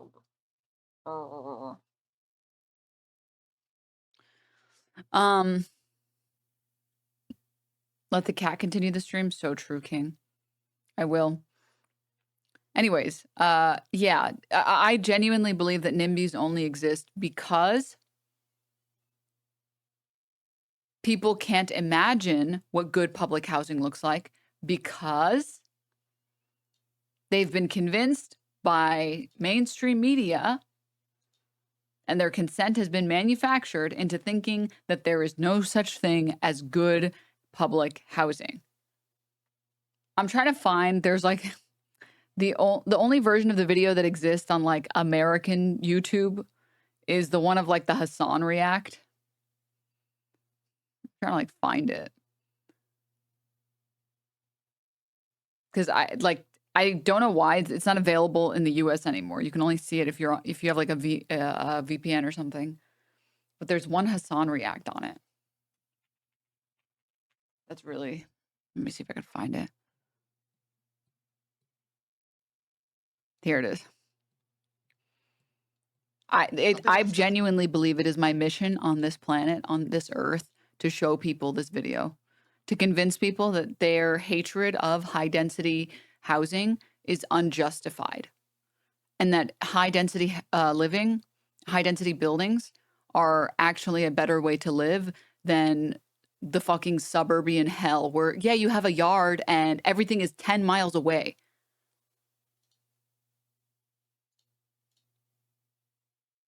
You're sitting on a pretty high horse, and I envy you to hear that, though, chat. Indoor swimming pool as well. They have nurseries, school. It's huge. Erla, a social housing estate on the outskirts of Vienna. It may look like tough, brutalist architecture, but actually, it's humane, caring design of the highest order. Oh, wow. Look at that. They've even got an indoor swimming pool as well. They have nurseries, schools, and tennis courts all conveniently on site. Dude, public housing with indoor tennis courts, dude.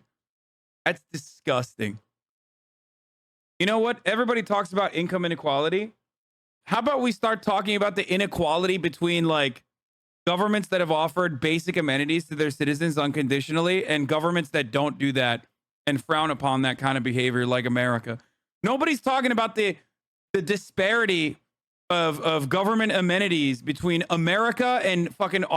Chatter says, yeah, I left the house to do apartment living. Everything's much closer and you have access to amenities. Well, I think the other thing too is people have had such shit landlords, and also people have lived in a lot of apartments with really dog shit soundproofing. So they, again, can't imagine a universe where like that doesn't exist. But if you've ever lived in like a well-maintained apartment, and if you've ever lived in a unit that has like good soundproofing, you can already begin to imagine what that would look like if it was more affordable. Austria, dude. Wait, let me get back to the video.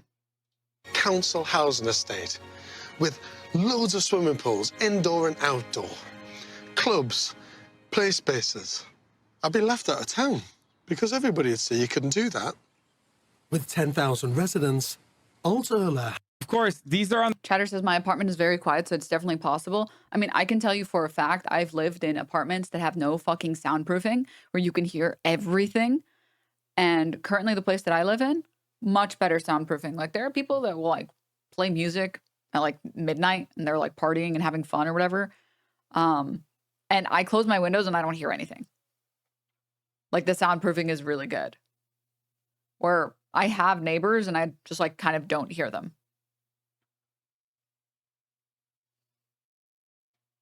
The outskirts, right? But they also. Wait, I want to get back to the video. That's the highest density living in Vienna. But you'd never guess that from the peaceful atmosphere. Monica. Hi. Hi, so nice to see you. Monica pays the equivalent of £600 a month. Look at that. That person. £600 a month. What is that in real money?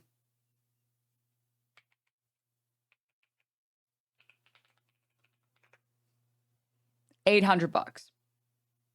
Is 100% a crusty anarchist in any other fucking organization. This person literally is like, this is 100% a crusty anarchist that is like screaming at me. I soundproofed my stream room by wrapping every wall in 5 inches of asbestos. I think this is doable on a national scale. About fucking mutual aid on Twitter in any other circumstance. Monica pays the equivalent of £600 a month rent for her flat. Back in Harlow, temporary accommodation can give you a quarter of the size for almost the same rent. And with the Viennese having such secure tenancies, there's little temptation to buy. So Monica has no stress of being moved on, which is handy, as her dad Heinz lives in the block next door. How long have you lived here? 40 years. 40 years? 40 years. Amazing. Yes. Why is this place so special? Because we have everything here. Everything we need. We have 15 physicians, doctors. We have all the shops.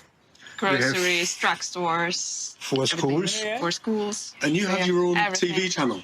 Yes. Is that right? Yes. So if there's any pottery classes tonight, we send it and we inform the people. Yeah, okay, tonight is... Okay, I totally see the fucking envy thing. And he just goes on to talk about how, like, it's a good video. I put it in chat. It's really, really good. Like,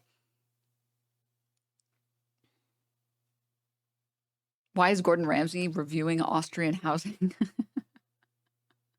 Can't just look at every British person and think that they're Gordon Ramsay, okay? All right. Revoy, thank you for the 8 months. Like, again.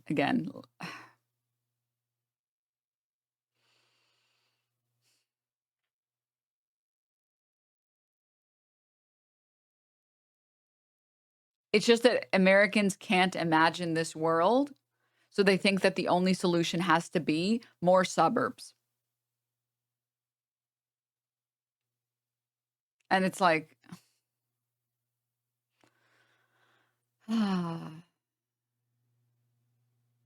dude. No, dude. No. Please. Not one more lane. We don't need any more lanes. We don't need any more suburbs. Please. I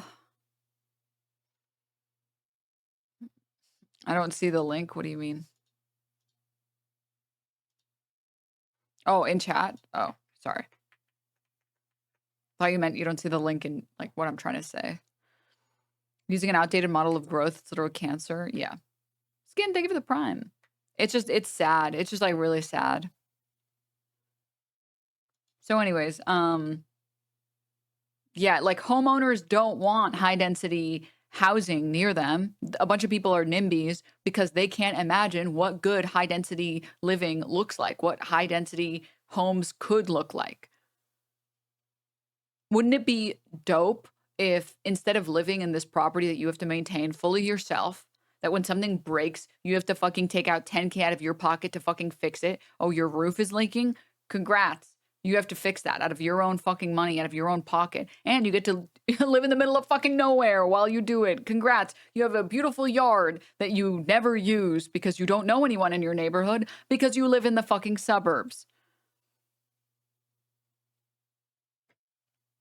Wouldn't it be dope instead if you and everybody else in your building, I don't know, almost like in a healthcare way, pooled your money together to be able to hire someone to fix the problems?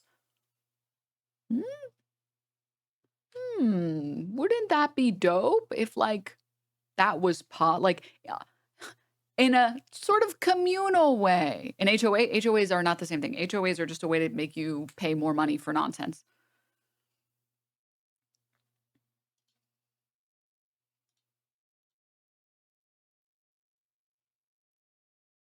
Does this happen in other countries? I mean, I posted a video showing Vienna housing where this isn't this is not a fucking problem.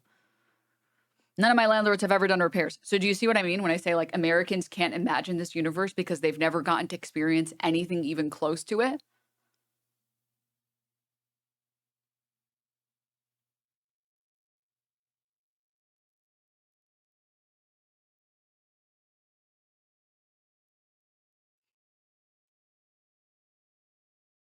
It's only a myth to Americans? Yeah.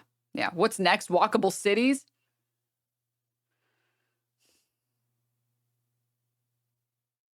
Yeah. It's no different than Helsinki getting rid of homelessness. These are problems that other people have solved, that other countries have solved, other cities have solved, other states have solved. Like I will tell you, living in an apartment complex, I have lived my whole life in an apartment complex that, like growing up, that didn't fix shit. We had a giant, I'm not joking, Saddam Hussein-sized hole in our ceiling for months because our landlord was too cheap to fucking fix it. I'm being very serious. It was a giant hole in our fucking ceiling for months. There was a crack in the window of the bedroom with like a giant hole for years. So please do not, I swear to God, insta-ban on anyone who's like, well, you haven't lived in a bad apartment. You haven't had a bad landlord. I will find you and shake you lightly. And now living somewhere where like there are maintenance staff at the premise from 9 to 5. Holy shit. Whoa. What a fucking upgrade in life. Oh my God. That like if there's a small problem, it's like, oh, look, all of us, pay for this laborer to fix the issues on the site, on the premise. And it works. This is amazing. This is so dope. This is crazy.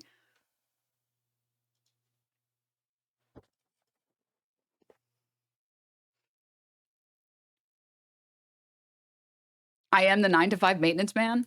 I love the 9 to 5 maintenance man. Thank you.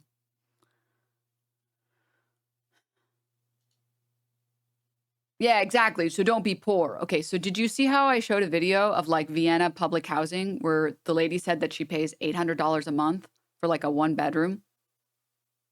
Did you see that part, or like did you miss that part where I showed that part of the, did you miss that? Did you miss that?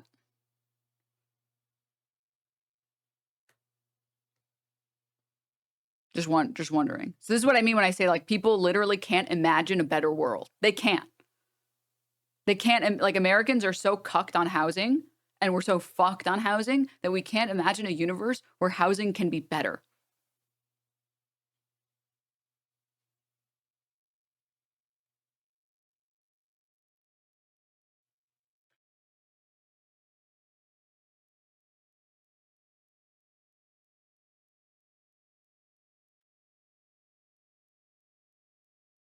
But Denims, how does that benefit the shareholders? Okay, good point. Good point. I didn't think about that one. Wait a minute.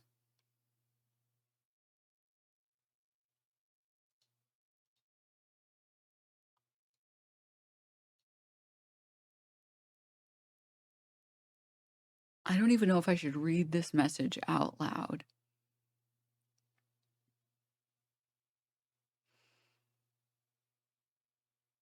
I knew someone who moved into an apartment that had maggots living behind the drywall in the bathroom, and the landlord just painted over the fucking maggots. What do you mean by that?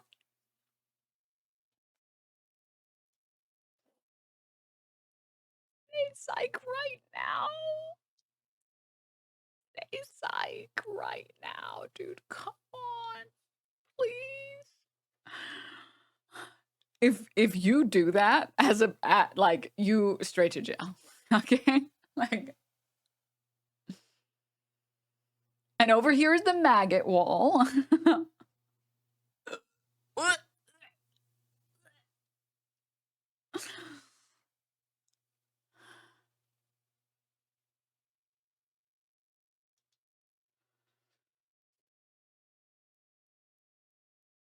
The Roach King is a landlord now.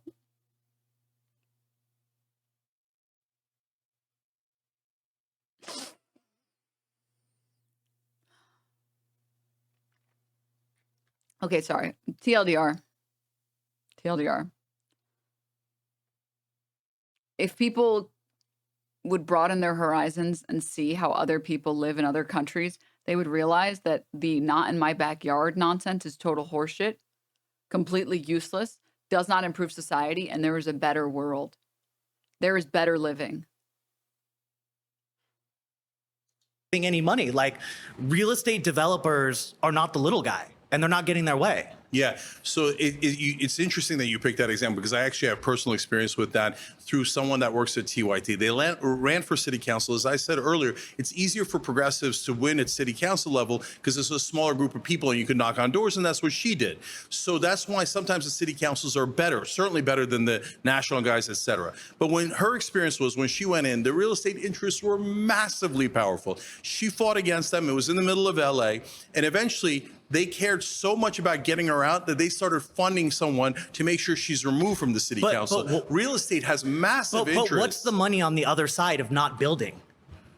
So no, there is no, yeah, that's what I'm saying. That's why real estate almost always wins. You're saying, no, sometimes at the local level, real estate interests don't win. Yes, because very rarely, because it's such smaller percentage of people voting, you can get progressives in there that block that because they're not representing the donor interests. But even in places like LA, they eventually get overwhelmed by the money that real estate guys bring in. And that's, I literally have personal experience with what happened in LA in that regard. I want to move to media. Don't you think, especially with alternative media, people, creators like chase the audience and they try to be as outrageous as possible to like, because I don't know, outrage sells and audience capture is a huge thing. It is. So they're running around chasing audiences. It's not money coming up top down. It's like bottom up. People are angry, want dissent, like disagreement.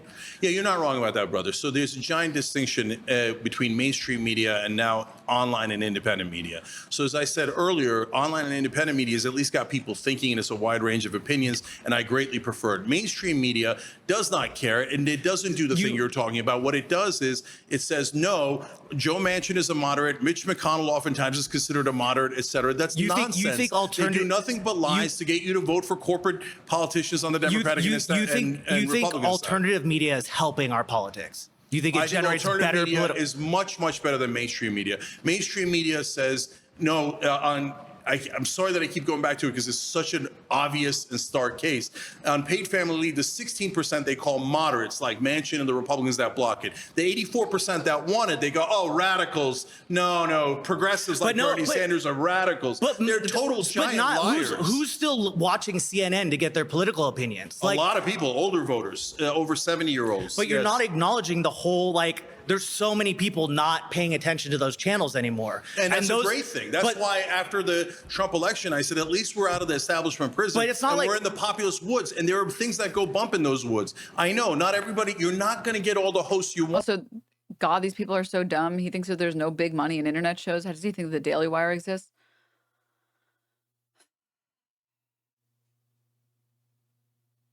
He looks at like Tim Pool saying Ukraine is the biggest Western threat. And he's like, well, he was saying that because he believed it and not because he got paid at all.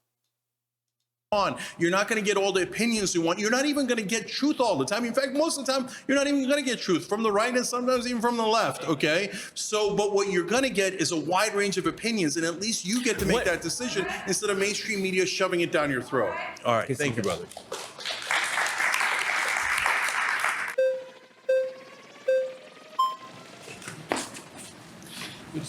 Glad I got to come back up. All right, great. So you made an interesting claim. It's very hard to disagree with media and money control all of politics. It's more so who controls the money. When President John Kennedy passed Executive Order number 11110, which began the process of abolishing the Federal Reserve, which we know is a private institution, he was mysteriously assassinated a couple months after that. So the question is that the money powers of the world, they have a monopoly over the things that we use to transmit and receive information. So my question to you is, how exactly do you combat such a machine that has been in existence since mankind has been on the planet? Yeah, that's why I mentioned 1938 to 78, because when you make it illegal, it's much, much harder to do the bribes. It's not that today people don't get bribed. They do, but it's more rare, right? But in 76 and 78, the Supreme Court had two decisions that basically said corporations are people and they have a right to spend unlimited money on politics. When they did that, one of the dissenting justices, Justice White, said, you just killed our democracy. And that's exactly what happened. Now, theoretically, you could overturn the Supreme Court, but you're not going to overturn this Supreme Court that is massively pro-corporate. That's why I'm saying you need to do an amendment to go above the Supreme Court, but you can. And that's why I started Wolfpack. If you get money out of politics, if you say in this Constitution in a way that the Supreme Court cannot overrule, these people cannot buy our politicians, that is the answer. We can get back to a time where it created great growth in this country, and most of the earnings went to the middle class. Do you know that after those Supreme Court decisions, productivity still skyrocketed, but wages flatlined? And the difference was $12 trillion that they stole from the average American, went to corporate executives instead of going to the average guy. That sounds fantastic. I'm not disagreeing with that. But what I'm asking you is, you are talking about fundamentally restructuring the entire political system, which will require, frankly, Thomas Jefferson said once that the tree of liberty has to be watered from time to time with the blood of tyrants and patriots. Money has obviously integrated itself into the Supreme Court, into the Congress houses, into the White House even, with all the money that President Trump did lose in the election because he lost, to quote him, and lost billions of dollars. But he also I don't like whatever voice this guy is doing.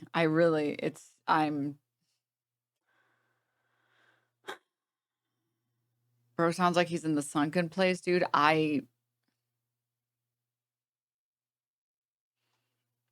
he was donating billions of dollars.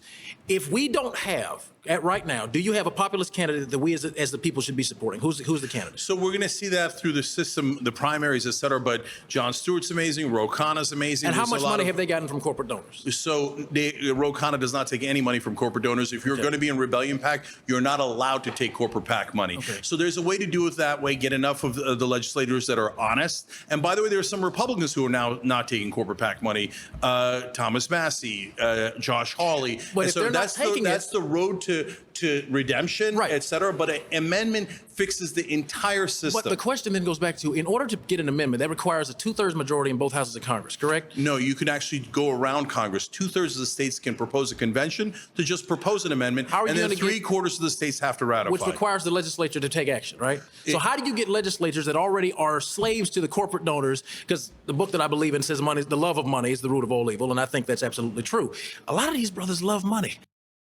100% chance this guy's a fucking capitalist. A lot of these sisters love money. So how do you then work, because what this actually is more of a moral issue. So how do you then re-establish proper functioning morality within the hearts of politicians who have already demonstrated they've been bought by this thing called the US dollar? Because that's what this is. Yeah, two ways to do that, brother. So number one, what Wolfpack does is it pressures state legislatures. Always be plugging, Cenk, always. Republican guy or the conservative guy I was talking to earlier, remember we said when you get to the lower and local levels, it gets better and better. The national level is the worst because that involves the most amount of money. So state legislatures, you can move. In fact, Jamie Raskin was opposed to our legislation when he was a state representative in Maryland.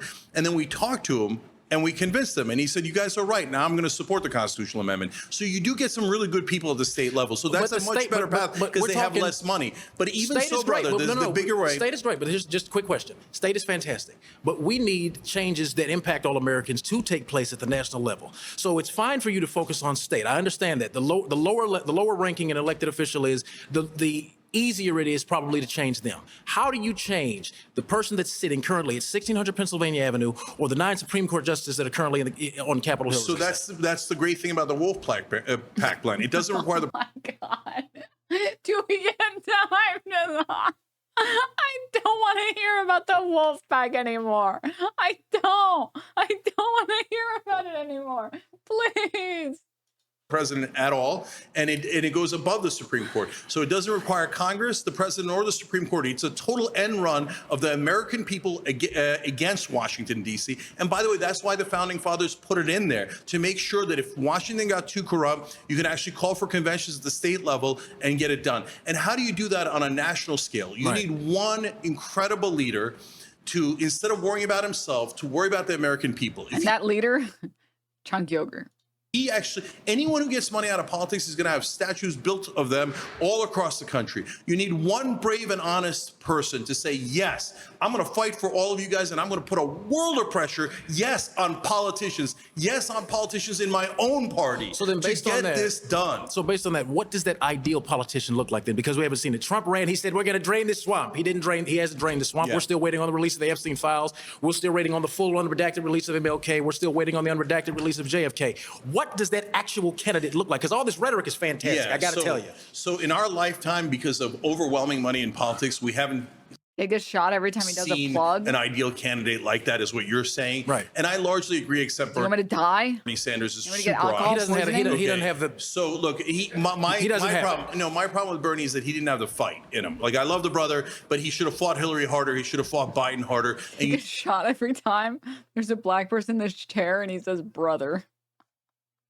you need strength to be able to win, right? So, but remember, FDR did it. JFK did it. FDR? LBJ did it with You mean the same economic president? issues. FDR did what? What did FDR do besides steal Americans' wealth? No, with the illegal executive order that took our gold from us. What did he do? He did Social Security. Oh my God! He come helped on. labor. FDR stole the last real wealth we had. He stole it when he forced Americans to turn in gold to the Treasury at a rate of $20 an ounce. No, it's totally possible. You've got to believe and you've got to have hope. No, I'm going to run for office one day. I do believe it. Now, let me, if I may, just this really quick point. You're talking to somebody that's going to run for president in 15 years. Okay, I've already started this. I'm running for Congress in 2030. So it's not that I don't believe, but what I'm asking is, you are talking about the fundamental moral restructuring of America. Right now, 2025, there is no politician on Capitol Hill in the White House that has the sort of fire that you're describing, and what you're saying is. I need to hear that again. I'm sorry. I'm like, my brain is getting Jubilee like rot in it. I'm going to run for office one day. I do believe it. Now, let me, if I may, just this really quick point. You're talking to somebody that's going to run for president in 15 years. Okay, I've already started this. I'm running for Congress in 2030.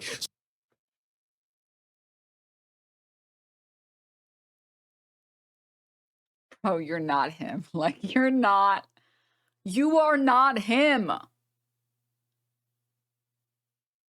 You are not him. I promise you, you are not him. Okay? This stream brought to you by. So it's not that I don't believe. But you know what, dude? On our current track, we're heading directly towards idiocracy. You're So disrespecting maybe a future U.S. Army soldier. maybe in a way you are him. You're just not the person that we think of when we think of him. You know, you're like idiocracy's him. But what I'm asking is, you are talking about the fundamental moral restructuring. This stream brought to you by Wolf Cola, proud sponsor of Wolfpack.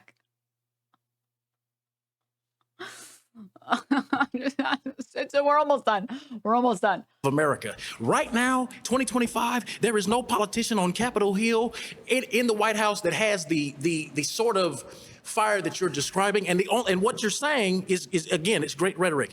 But if we don't even know what that ideal candidate looks like. So the reason I mentioned somebody like Jon Stewart is you can't know ahead of time who the ideal candidate is. Okay. They got to come through the primary and win, right? But the reason I mention him is because he can get past the Praetorian Guard of the mainstream media because he's a celebrity. So that gets him into the Trump land where they cover him because, oh my God, he's famous, right? Okay. So that allows him to get past the media, get past money in politics. And if one person like that, whether it's him or someone else, then raises their hand and goes, hey, I'm with the 90% of Americans that want to get money out of politics, and you elect me, and I'm going to fight like hell, and I'm going to make sure that we end this problem, this scourge of money in politics. He will be intensely popular. He will win. He can execute that, and we can get the amendment. We've gotten so many amendments. They are definitely possible. They want you to give up hope. Don't give up hope.